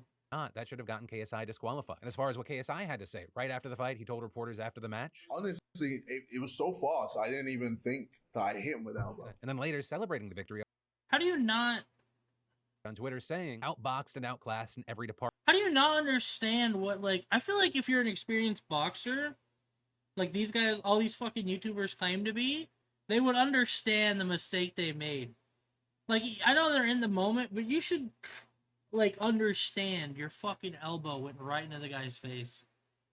Also teasing a fight with Tommy Fury and giving shoutouts to his team, fans, and Misfits. And that seemed to roll out the red carpet for the backlash. And in addition to that, you had Fournier Wait, what continuing did to he call him say? out, sharing a fight with Tommy Fury and KSI, I'm a big giving fan. shoutouts to his team, fans, and Misfits. And that Still a big fan, but no, this win will be changed to a loss. Considering it was an that seemed to accident. roll out the red carpet for the backlash. And in addition to that, you had Fournier continuing to call him out, sharing headlines critical of KSI on Instagram, and adding, cheaters will never prosper. Such a bad example for the youth in the sport of boxing. I have faith that the organizers won't allow any type of clear cheating, corruption, or bias to take place in front of millions of people and jeopardize the sport or the integrity of their organization. And adding, I will be appealing this first thing Monday morning. And today, TMZ broke the news that he has in fact officially appealed, meaning that reps for both he and KSI can go before the board to make their case about whether or not the knockout should hold up. With all this leading to KSI addressing the situation on Twitter, writing that his victory was inevitable but is unfortunately tarnished. And adding, after landing my overhand, he was pretty much out on his feet, and I went for a short right hook as Joe clinched me and fell into me. I landed that hook, and my glove made contact, but appears to have been followed by unintentional contact with my forearm. I'm gutted that it's not as clean a win as I wanted, and it feels like it diminishes my hard work with my trainers. Sorry to all the fans disappointed with it. I No one don't is know, more dude. so It than looked me. like an With all that, elbow. what are your thoughts on the situation, the win? He said the he appeal, already what had knocked should him out. happen? I'd love to hear from you in those comments down below. And then, for any of you focused on normies, and then, in entertainment news, KSI and others by knockouts boxing 007. So he said his first one laid him out. KSI winning with a knockout in the second round, though that knockout has become very No, he was still very moving. He went to grab, hug. controversial. And that's because there are accusations that KSI hit Joe with an illegal elbow. And after the match, you had Fournier speak. I don't know. Vice Media. Oh, Vice Media, bro. I've watched some of their documentaries. And So they're then, actually the bigger bankrupt they now? are, the harder they fall. With Vice Media today filing for Chapter 11 bankruptcy, and it's looking like the company itself is going to be sold off in the coming months. As a group of Vice's creditors, including Fortress Investment Group, Soros Fund Management, and Monroe Capital, have agreed to purchase the company for $225 million, but notably, the New York Times says that would be covered by its existing loans to the company, with the deal being contingent on Vice not finding a higher bidder. Which, I mean, on that front, they've been pretty desperate for a buyer willing to pay around $1 billion, and so far, no one stepped forward. And y'all, I really can't undersell this. This is a devastating fall from grace for Vice. At their peak 6 years ago, they were valued at $5.7 billion. Yeah, I thought they were Went doing from a well. niche magazine in the 90s to a digital media Goliath. But Yeah. over the years, they began to falter, and they accumulated some huge debt, with court documents reportedly showing that they have an outstanding debt of more than $830 million. And their chief restructuring officer saying in the court filings, Vice relied on external funding, raising both debt and equity capital to fuel its rapid growth and to fund expenses in certain parts of its businesses. Although these fundraising efforts helped to finance Vice's growth, they ultimately led to the company being burdened by a highly leveraged and unusually complex They just capital kept getting structure. So debt. now Vice has received a loan from Fortress to maintain business as usual until it's sold out of bankruptcy, which according to a statement from Vice's CEO, the sale process will probably take somewhere between 2 and 3 months. So we're gonna have to wait to see what happens here, but it feels like the bigger question at this time is like, who's next? Right? Because this isn't a one-off. Vice isn't alone here. We've seen a lot of big names either dying or bleeding, right? Whether it be things like Vox Media raising money at half of its 2015 valuation to BuzzFeed, yeah, BuzzFeed's the next one. Yep. BuzzFeed recently shutting down their Pulitzer Prize-winning news organization. It's honestly one of the biggest shakeups we've seen in the. Do you think TikTok is a part of this? Like the reason these like media places are falling off? I think it is. Because more people are going to independent like journalists and shit like that.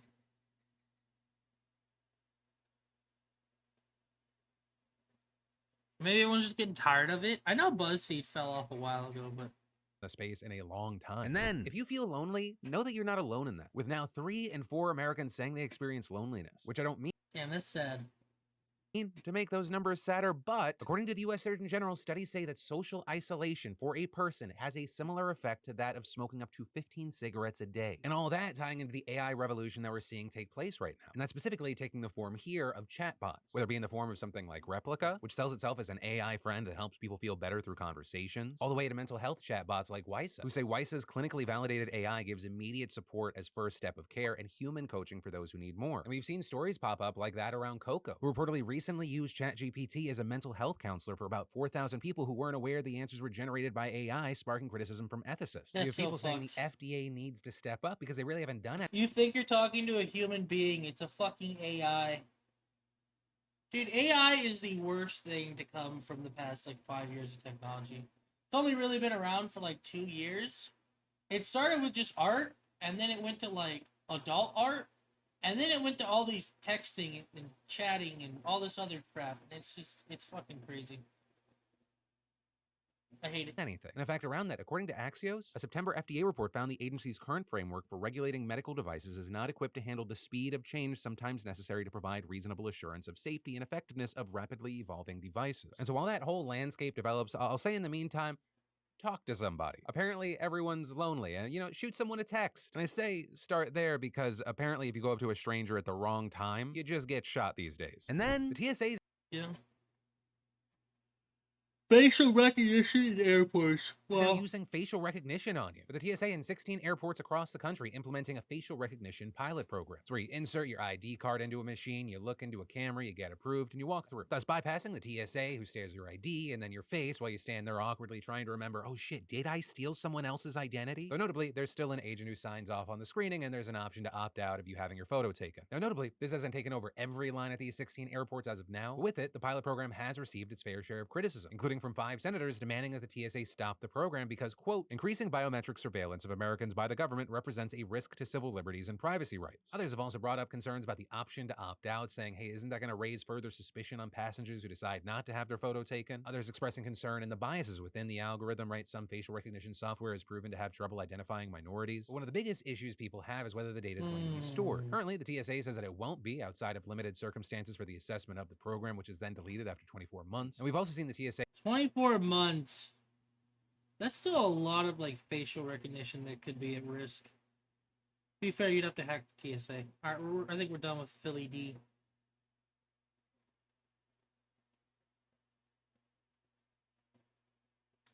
Those are some interesting stories. Nothing too crazy. Anyone got anything else to watch?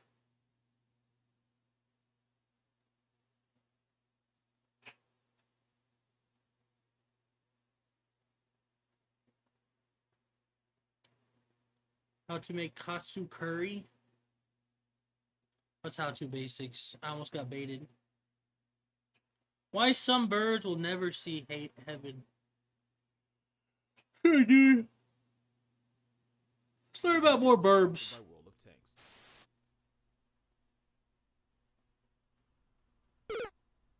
Oh, we already seen that. Birds, for the most part, spend their entire lives the same way they started, with zero regard or concept of morality and no deference toward the idea of a higher being. Basically, they're bastards with wings. Animals don't typically operate on morality because nature really doesn't care how good of a person you are. Dude. Good karma won't keep your kids from starvation and it won't stop life from slapping you in the face with an octopus. So technically, it really wouldn't be fair to judge animals based on morality. But if we could, Birds would never see the light of heaven. I don't know why, but nature insisted on making sure birds survive only by inflicting pain and suffering on others, often in some of the most brutal ways possible. So because I have nothing better to do and this is my life now, here are some birds that would score a negative on the Rice Purity test. First, we got this paralysis demon with wings, the giant petrel. Basically, take everything bad about seagulls, teach it the table manners of vultures, put it on steroids, and you get a penguin's worst nightmare. More on that later. The giant petrel earned the nickname the Stinker because they'll feed on any decaying, rotting carcass no matter how putrid the festering meat is. And just like vultures, petrels prefer to violate a course by starting from the softest points of the body, and normally, that means the anus. So when you see this overgrown graveyard pigeon in red face, it means you just got done tossing some dead elephant seal salad. The giant petrel's nauseating eating habits only make this next fact even worse. Because if you get too close to a nesting petrel, or worse, its chick, it'll projectile vomit whatever disrespect was marinating down in its trash chute of a stomach. Not only is it disgusting, the puke is so acidic it can actually eat away at the waterproof coating of feathers. But that's not why giant petrels are in this video. Now it's because of the flying bullies of the southern seas with an obsession with penguin chicks. The southern giant petrel will survey a penguin colony and single out any chicks it can find, and then they'll proceed to snatch the chick in front of the parents who honestly don't make much of an effort in the first place. Then these flying predators will proceed to tear the defenseless chick apart and eat it alive, often while the parents can only watch. Bruh! Sometimes they won't even attack. All giant petrels really need to do is sit and wait for one of the chicks to panic and make a break for it, a decision that guarantees his life won't get renewed for the next season. That's so sad. From Happy Feet, the giant Not the petrel can have a little wingspan of up babies. to 7 feet, meaning this flying abortion can be a shack long. But they don't just go after penguins, and yes, I am censoring this for a reason. Giant petrels will also go after seabirds like the albatross and gannet, and their favorite method of soul eviction is by holding the bird underwater until it drowns. It's like a reverse baptism. They're aggressive, nasty, and they operate on a morality deficit, which makes them great at bullying penguins, but even better at World of Tanks. World of Tanks is a free-to-play game available on PC with over 100 million players already online. And you have a choice of over 600 different tanks, including artillery, destroyers, light, medium, and heavy. But if you don't value the mental health of others, EBR is the fastest way to obliterate the morale of anyone you play with. EBR is like if orcas were available as high-capacity assault vehicles. They're f***ing broken, and it breaks my soul. Pick your tank, rally your teammates, and turn your competition into past tense in over 40 different battle arenas. Strategy is advised, but my mother would have raised a liar if I sat here and told her I use it. I just go for violence. You can also earn experience and pimp out your tank. Download World of Tanks using the link in the description and use a promo code TANKMANIA and you'll get free 7 days access to a premium account, 250,000 in credit, the premium tank Excelsior, and 3 rental tanks for 10 battles each. Don't play this game if you have something to do in the morning, because if you're anything like me, you'll get hooked and end up playing until 3 in the AM. Not like I get a lot of sleep anyway, especially when I'm carrying the knowledge of the war crimes this flying Antichrist commits. Cause going back to penguins, giant petrels will gang up on and bully the sick and injured to the point of exhaustion, and once the tuxedo duck can no longer defend itself, these homicidal sea chickens will tear it to pieces. Because a penguin's vital organs are protected by a layer of fat, the poor bird can be laying in sheer agony for over an hour, as merciless petrels tear chunks of its flesh out. And again, I'm sitting like this for a reason: it gets ugly. The only relief is when the penguin eventually retires from life due to loss of blood. These ice vultures will also follow fur seals on the hunt for penguins just so they can have a chance at the leftovers. And again, it really doesn't matter if it's dead or alive. Basically, giant petrels are what would happen if nature messed around and gave hyenas wings. And reminder, their wingspan can be 7 freaking feet long. But these flying coffins aren't the only birds with a slightly unethical meal prep. This Hall of Fame intimidator is the imposing golden eagle. Not only is it one of the largest birds of prey, they have a pair of lethal weapons for feet in the form of razor-sharp snare trap talons designed to grab and not let So we go. already watched some of this. That and the fact that this eagle is known for griefing animals heavier than they are is why this apex assault weapon has such a high hit list of possible prey. As tough as they are, they do have a weakness. Like all birds, golden eagles have hollow bones, and a fracture to one of those bones, especially in the wings, is basically a... We'll do another video of his. Maybe. Maybe. Are there any other videos in Tube Tuesday? It's Tuesday, isn't it?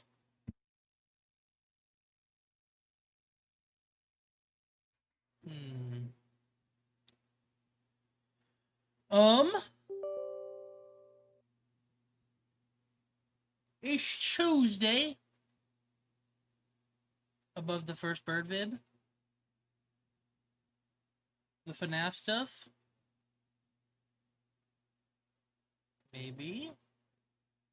Mayhaps. How long is the video? I don't know if I'm trying to watch a whole thing on FNAF. It's like 5 minutes, sure. The 22-minute video. I'm not watching it right now. We'll watch it later or next time. I don't know. It's fine, brother. Let's see how that TikTok's doing, though.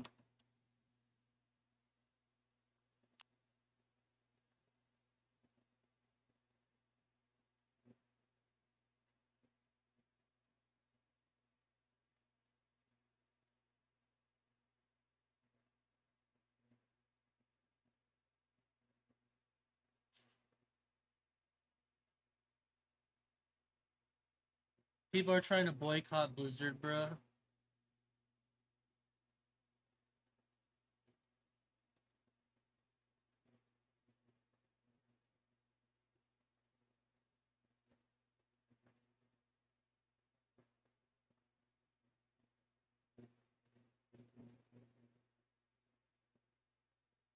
Let's see this TikTok.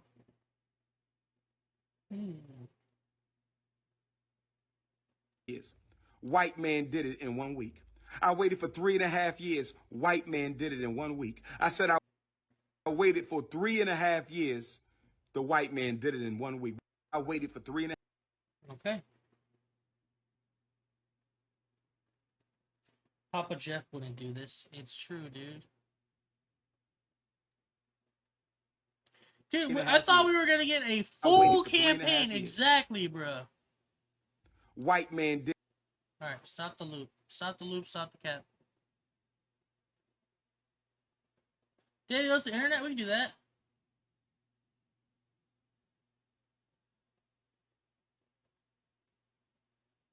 So if you looked at Overwatch, let me read some more comments real quick. I like to read comments on the TikTok. Let's boycott, sure. So at what point do we start calling these broken promises false advertising? Right now.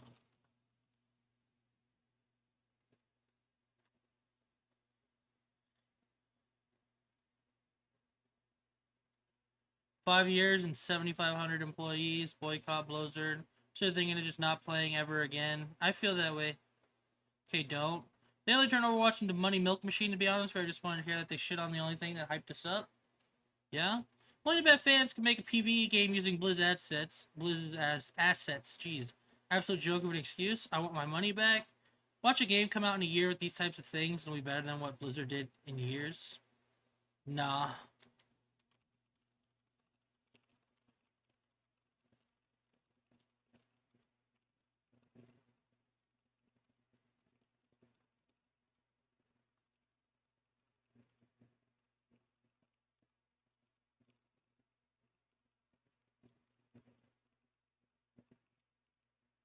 Yeah, because Overwatch was basically a scrapped MOBA. And then it became like an amazing FPS team-based shooter. With assets that they tried to use in another game. But that was when Blizzard was good. World of Warcraft's declined. Overwatch 2's declined. Call of Duty's declined. Everything's declined. There's no way. Yeah, like, no way. Made it a free game, took loot boxes out, still ain't fixing heroes, and now this. Company agreed to skewering the gaming community. They never wanted to do PvE, but they knew they wouldn't buy into Overwatch 2 if they didn't lie. This is this. We as a community have to put our feet down. If we let them get away with a 3-year lie, other companies are going to do the same. This take is huge. Base take.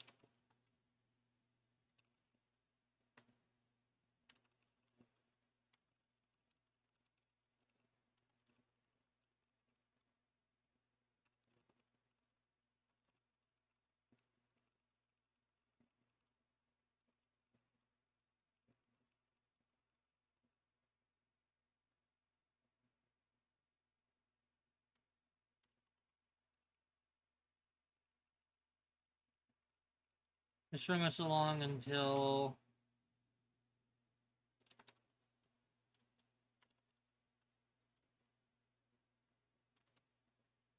now. Hey, there is Pokemon game starter reset screens. They're bad. They're giving us PvE, give us loot boxes back. Again, this is unrealistic. Okay, it's really shitty of them. They all killed Overwatch 1, let's be honest. How many people are going to play PvE anyways? Lost skins, money, and OG progression for they can give me this. Yeah. Gonna die quickly again, give us back loot boxes. Time to go to Star Rail. Yeah, I'm done with the game. Had no problem playing. Oh.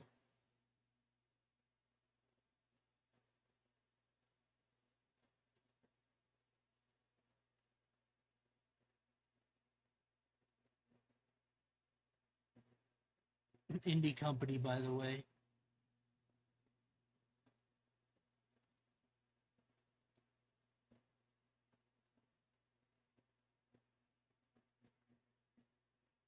You know, they're just a small indie company, bruh. Leave them alone. Leave them alone, dude.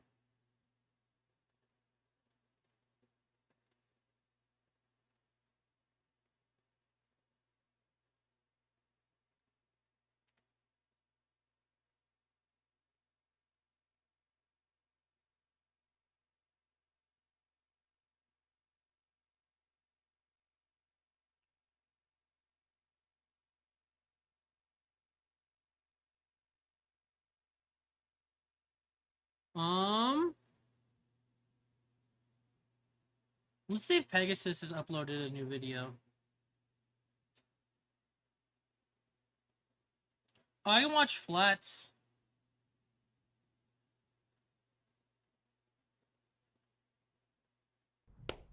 We went through 3 years of Overwatch 1. We went through 3 years of Overwatch 1. We're not even going to count 2019, even though 2019 they'd already kind of shifted away. 2020, 21, 22.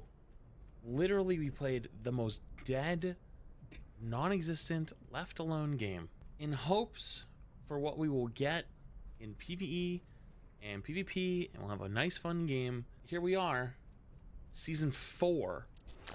And I'm gonna be real with you, I haven't been that impressed with Overwatch since Season 2. Season 2 was the last time I was like actually impressed. We are here with you.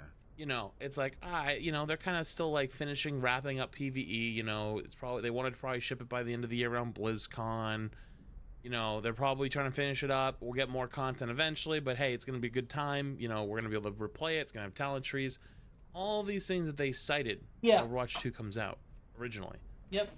Just not fucking real.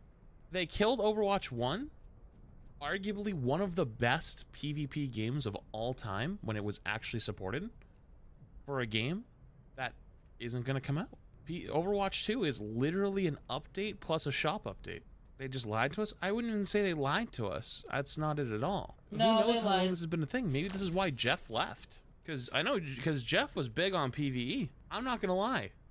See, I don't like the idea that people are saying they didn't lie to us. They absolutely lied to us, man. There's no way before they released Overwatch 2, they were like, bro, we got 8 months, we're gonna be fine. They definitely lied. I think they definitely lied, whether it was intentional or not.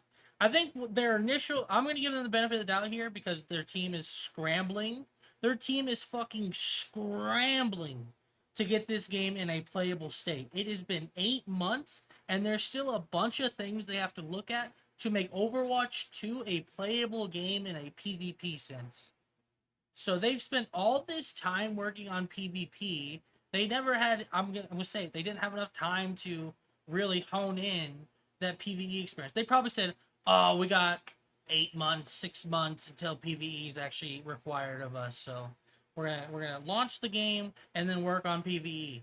They launched the game and then players were like, this is fucking shit, and they're like, oh fuck. Well, since Season 1 and 2 is done, I guess we'll get started on it in Season 3, which is 4 months had already passed. Oh, Season 3 is still not that great. Here comes Season 4. Ramatra's finally fixed now. Oh, Lifeweaver's here.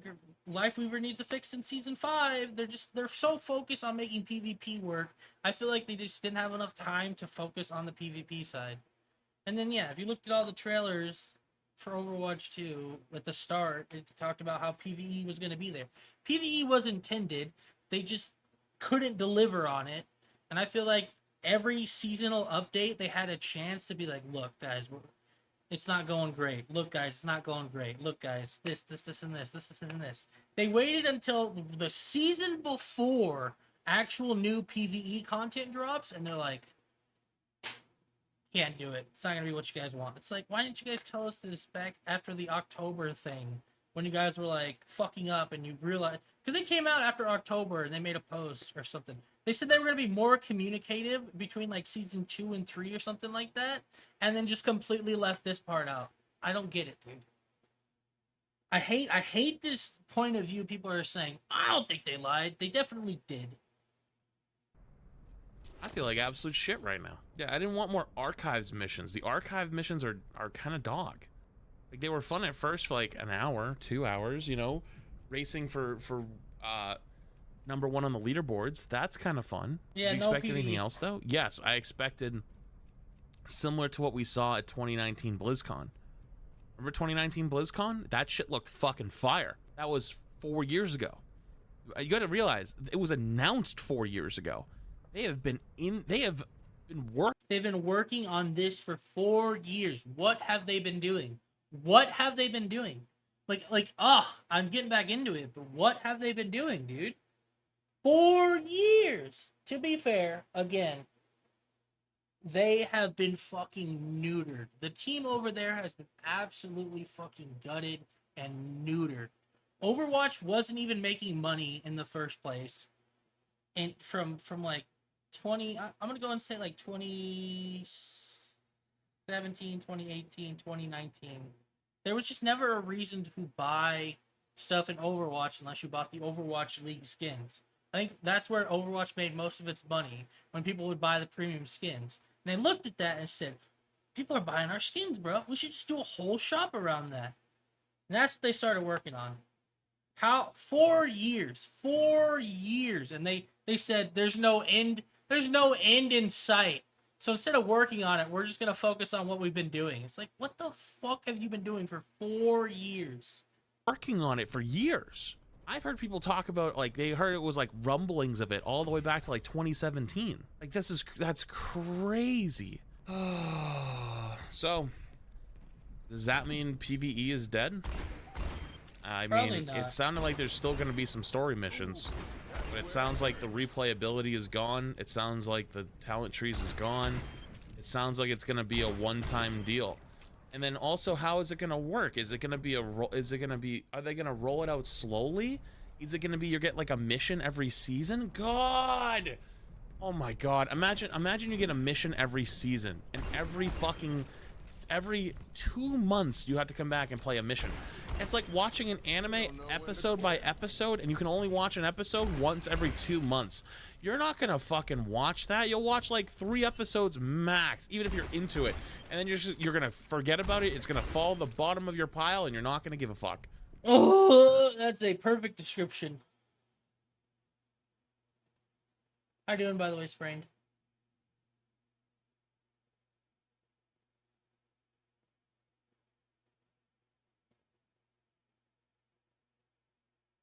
The fact that they removed the free cosmetics you get for playing and free heroes in Overwatch 1 for nothing is actually devastating. I think I should make like a 2-minute list of everything wrong with Overwatch 2. I'm good. School year's almost over. Any plans for summer? Vacation? Gaming? Oh, Moist Critical literally just made a video on it. Have you ever watched a video and you just know in the back of your head that someone out there is watching it at the same time you are, and you can kind of feel their pain and tears, kind of like in Pacific Rim where you're sharing the neural load. Both of you are experiencing this disaster unfold in front of you, and you can kind of have this almost empath moment where you know there's someone crying behind the screen watching this too. That's well, me. Welcome to the everyday experience of being an Overwatch 2 fan. Every time there is a new announcement from the Overwatch development team, it's just bad news. It's getting visited by Krampus every few months when they make some kind of new details about what's going on with Overwatch. It's always just awful, disastrous news. And today's was by far their worst. They just completely announced that the last 4 years of hard work on their PvE component to Overwatch is just being scrapped. God, 4 fucking years, dude. Oh my gosh, dude. 4 years. I wouldn't even be that mad if they just said, hey, we've got 32 characters on our roster, or whatever it is. Rolling these out is going to be tougher than we expected. So the first half of them are only going to have the tree system, right? We'll do the other half in like 4 months. You know what I mean? Like, there's no game plan. They're just scrapping it all. They're throwing it all away. The entire progression system, all of that, just being flushed right down the shitter to join the gators in the sewers now, which is beyond shocking, because that's the entire purpose of Overwatch 2 existing, by the way. You might recall Overwatch 2 launched and there wasn't any of the story mode PvE components to it. They said that was coming in the future, and that's the entire reason why it's named Overwatch 2. Because right now the game is basically just Overwatch 1, but they had that big balance update. It was basically a big patch where they went from 6 to 5 for team comp. And of course changes to heroes and their kits, pretty significant changes in some cases, all of which I appreciated, but at the end of the day, it was just Overwatch again. The whole point of it having a 2 in its name and being marketed as a sequel is that there was this promise, this little pinky promise that the PvE and story mode, the hero mode, all that, it was coming. It was, you know, trademarked right around the corner. Yeah, it's on coming its way. soon, TM. But unfortunately, just like the Season 2 Ultimate Muscle DVD I ordered from Amazon back in 2004, it's never showing up. Which begs the philosophical question that would have Socrates scratching at his noggin. What the fuck is Overwatch 2 then? Why is Overwatch 2? If the whole thing that was supposed to be the identity of this title, the PvE story mode, is no longer in it, then what makes Overwatch 2? We're getting real deep into the weeds here. We're about to start experiencing some fucking solipsism.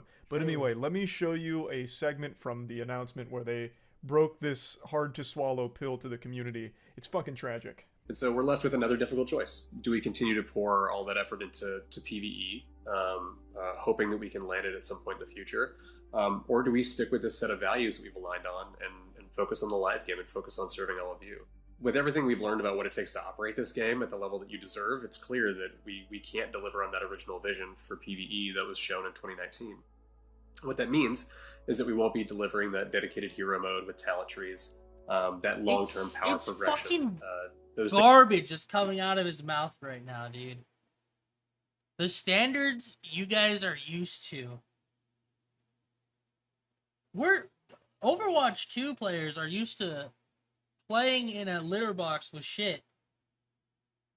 It's like, oh, you want to go play in the sandbox while I Blizzard's the dad that's like smoking a cigarette on the park bench, and then the kids, Overwatch 2 players, are in the sandbox playing with sand, and there's like cat shit in it.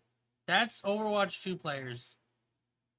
That's what we're used to. The fucking quality we're used to. things just aren't in our plans anymore.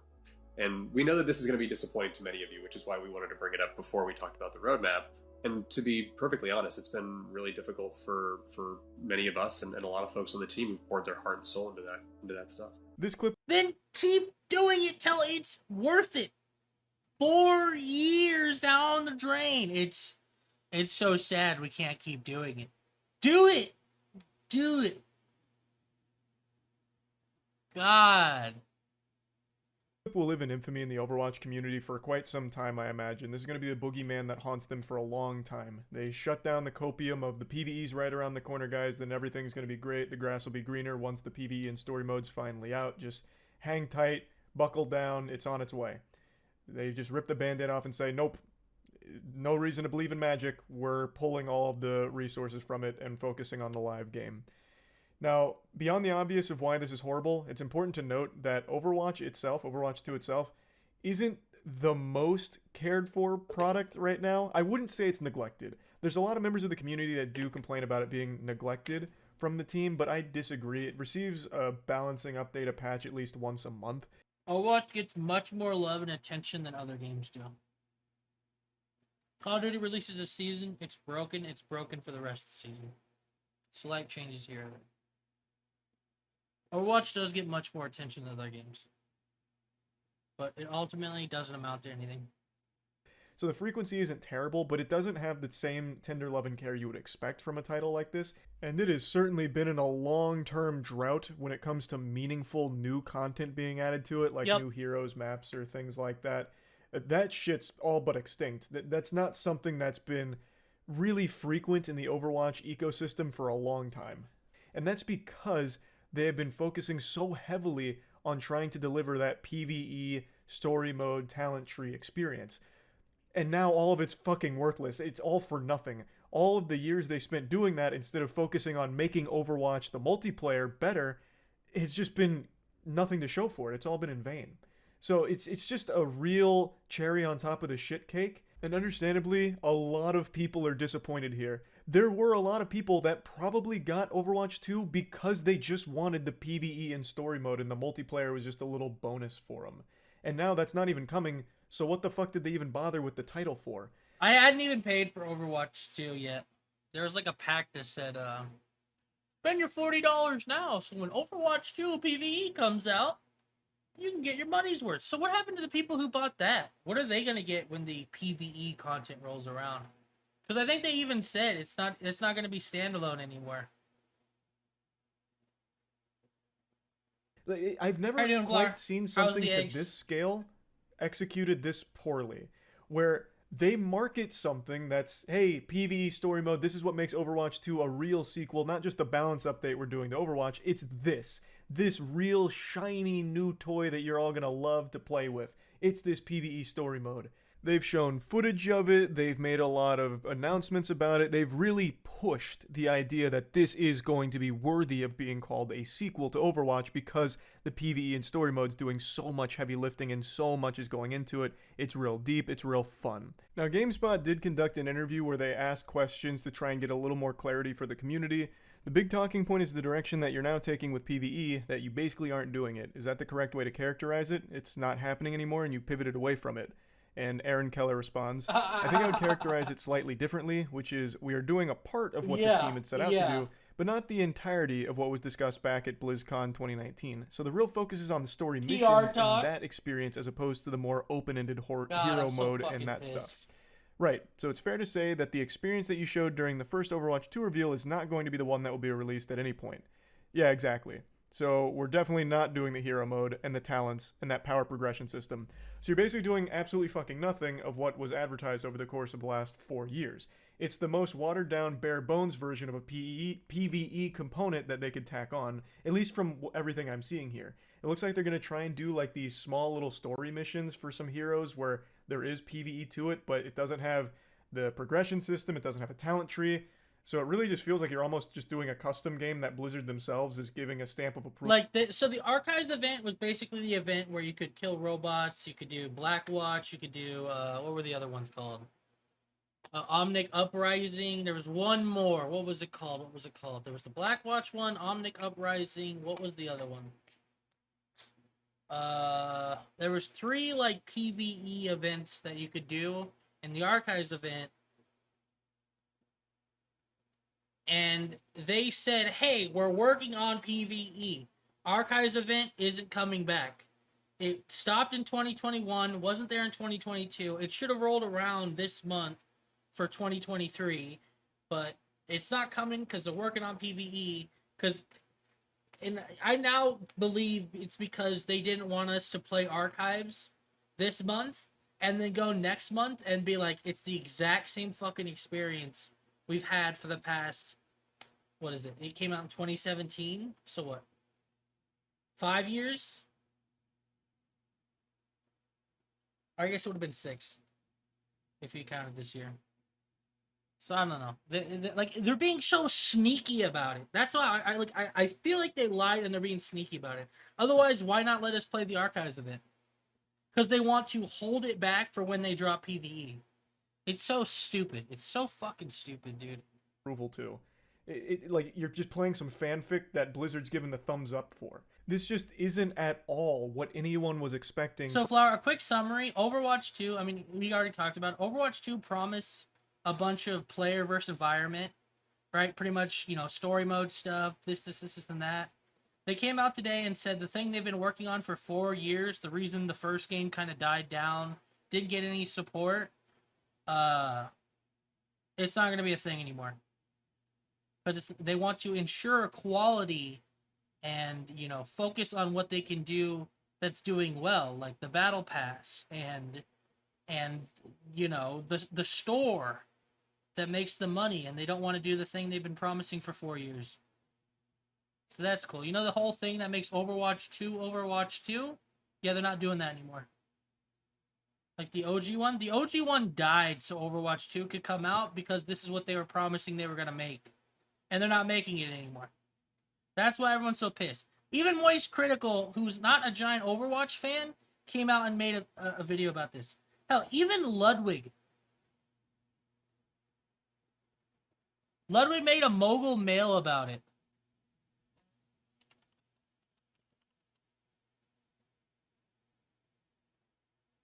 This is a huge embarrassment. 400,000 views. It's huge. It is huge news. Even if you're not an Overwatch fan, it is huge news to see a company that said, we're killing our first game so we can work on this.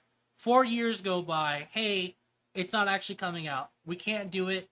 We want to pay attention to the standards you guys are used to. And then it's just such a poor excuse. For Overwatch 2, this isn't what anyone was buying into for the hype of Overwatch 2.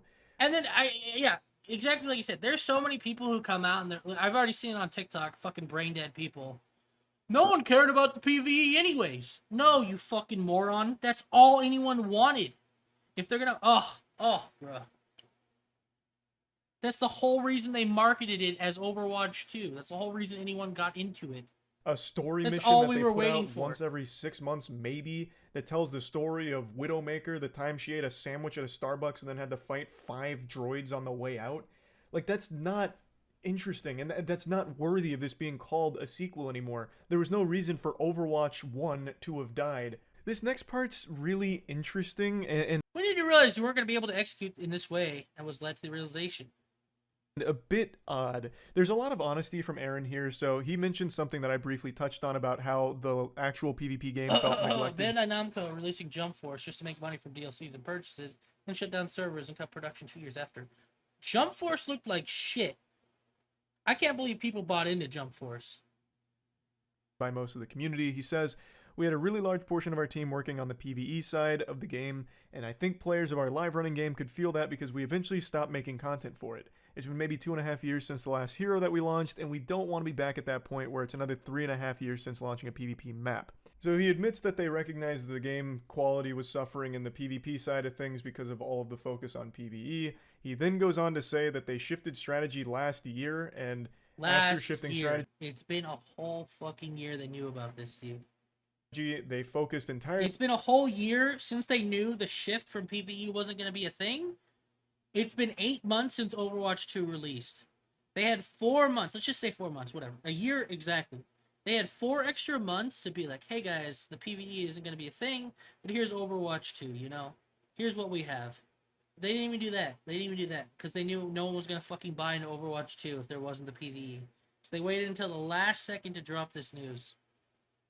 On the live game and pumped out Overwatch 2, which I think is a little stinky because Overwatch 2 did not feel like this crazy big shift in priorities from the team. Yep. This felt like something that one They of their sh- departments they could have been shoehorned working together. on while they were still working on PvE. Yep. Again, Overwatch 2 as it launched was just a big patch for Overwatch. It was bad. And really, like, when you break it down to its bare bones here, if you really take its pants off, it was only a couple big changes, the biggest, of course, being reducing teams from 6 to 5.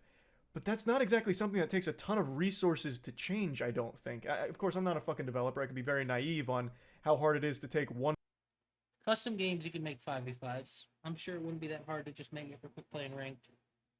Like, he's probably not too far off. The engine, it's the same engine, pretty sure. I don't think it would be that hard just to remove a number on player slots. It's everything built around it. That's another thing. They got rid of player progression. They got rid of player borders. The on-fire system died. This is literally the straw that breaks the camel's back. There's so many people who are going to leave because of this. One number away from 6, subtracting may be very difficult in the code of the game, but that was by far the biggest thing about Overwatch 2. Of course, they did have a couple new heroes that I'm sure they were working on for quite some time, but overall, it still wouldn't be enough to justify calling it a sequel. The sequel was still hinging entirely on the fact that it had this big new mode coming to it, and now it doesn't. But Aaron does go on to say that they are still planning on making story arc content, which is just the very, very stripped down version of what they had envisioned initially, which is the PvE component. So there's going to be story arcs. They said they're planning one for season 6. There's no telling exactly what kind of cadence they're going to have with the release schedule of these story arcs. It could be pretty frequent, but I doubt it. I don't have faith in the team to make those kind of frequent They're not updates going with to this make it PvE frequent. stuff. This feels like something they'll do like maybe once a season at They're best. already gutted. And even still, that's lackluster content because it's nothing new. They're adding a bit of a story to it, but with no talent, there's no talent tree, no progression system, nothing like that. It feels like just a pure afterthought and something they're doing out of an obligation because of how they marketed Overwatch 2. Hats off to GameSpot for not being afraid to actually ask some decent questions here. So this next section, he's basically saying exactly what I did. So he's talking about how there's going to be a lot of frustration because they're basically giving a game, or I think there's going to be a lot of frustration around how we got here because Overwatch has always been a live game. So people are going to think, well, you knew this was a live game, yet you pitched this other Overwatch game, and then also you justified the 2 on the Overwatch title with that. So we're in the situation now where the game is what it's always been. It's evolved in some ways, but a sequel was released that sequel's justification hinged on the PvE. Why did that happen? they're not giving the game that they had advertised. You know, he says, we're in a situation now where this game is what it's always been. It's evolved in some ways, but a sequel was released, and that sequel's justification hinged on the PvE. Why did that happen? And without just reading verbatim the response here, you can absolutely go read the entire GameSpot article if you want more insight. I'm just going to... And without just... Great question. We talked a lot in the past about Overwatch 2 and how it's different from the original game, even just being free to play and swapping to a 5v5 team format. All the new content that we developed for it. To me, the biggest change that we're looking at here, it's not just that we have some of the same heroes in the game, it's the way we're writing the game, how we're looking at the game going forward. I really hope about the roadmap that we just released is something that illustrates that to the players. No! No, dude! They could have done all this in Overwatch 1. It doesn't mean it's Overwatch 2. We have a lot coming out this year, and when you look at Season 6, it's the biggest season we've ever launched in the history of Overwatch. We have a new support hero coming out that season. We have a new game mode. We've never released a new game mode as a seasonal update ever in Overwatch. There's 2 new maps coming out with Flashpoint. We're running a PvE event that season. We have a whole new type of PvE content that we're releasing with our single-player hero mastery missions. So there are hero mastery missions still. Overwatch Anniversary is running another event, and then on top of all of that, we've got the start of a new story arc with a new story missions, cinematics, and other lore content such as Lore Codex. Packed in to this one season, and it's the future of what we're trying to bring to Overwatch 2. That's what I hope players can take away from this experience. The shift is the way we want to develop this game, and we want to put out for our players.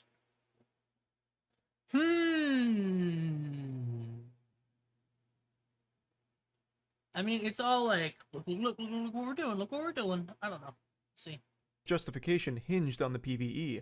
Why did that happen? And without just reading verbatim the response here, you can absolutely go read the entire GameSpot article if you want more insight. I'm just going to try and sum it up the best I can. His response is basically saying, like, yes, the PvE won't be as we said it would, but we feel the game is very different from Overwatch 1 for a variety of reasons, and they keep patting themselves on the back for their roadmap, saying that this is the biggest thing they've ever done. Like, this kind of update for Season 6 look what we're doing here. is Look the what we're largest doing. in Overwatch history, and their roadmap illustrates their goal, like their mission to make this feel like a real sequel that's different from Overwatch 1. But it's really not that impressive. Like, they're not doing anything here that other games aren't doing more of and better. Quest Watch, a new limited time event. It looks exactly like it's going to be... This straight up looks like it's going to be Paladins, where you go, like, Trials of the Realm or whatever in Paladins. That looks like this. Mischief and Magic. Some people are saying these might even be browser events. Like, you play them in your browser.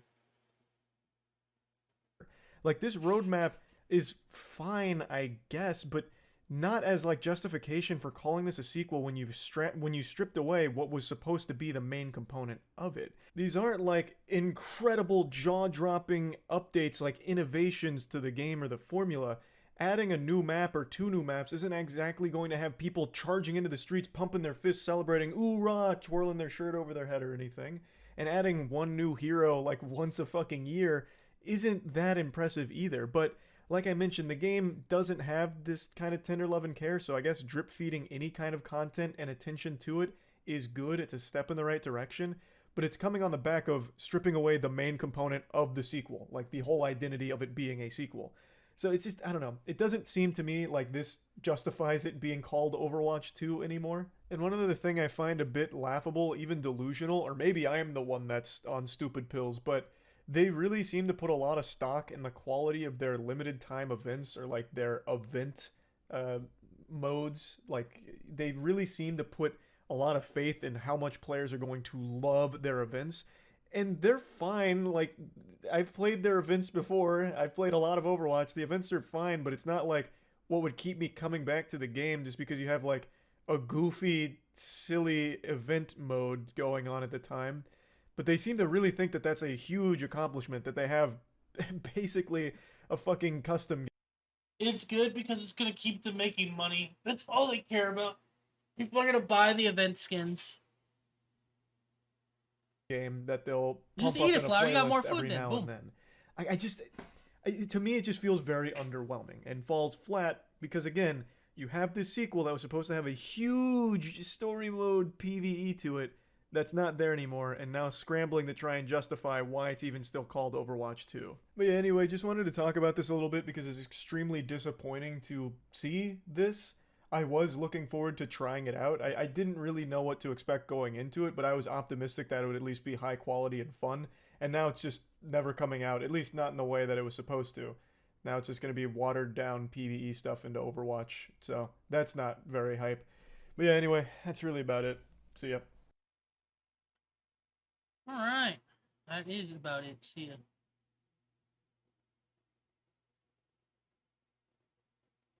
Huh. Tazon Day responded to this. PvE was never Overwatch's main thing the way it was with Left 4 Dead or Payday. Blizzard promised a lot. They built enormous PvE anticipation as a primary excuse for a new title, and then betrayed. Yep. It was just eggs, but sad. She didn't eat today. I want to be nice. Throw it in a burrito. Or put some cheese in it. Wrap it up like a burrito. Throw it in the freezer. Eat it tomorrow. Put it on a pan tomorrow. Eat it for breakfast.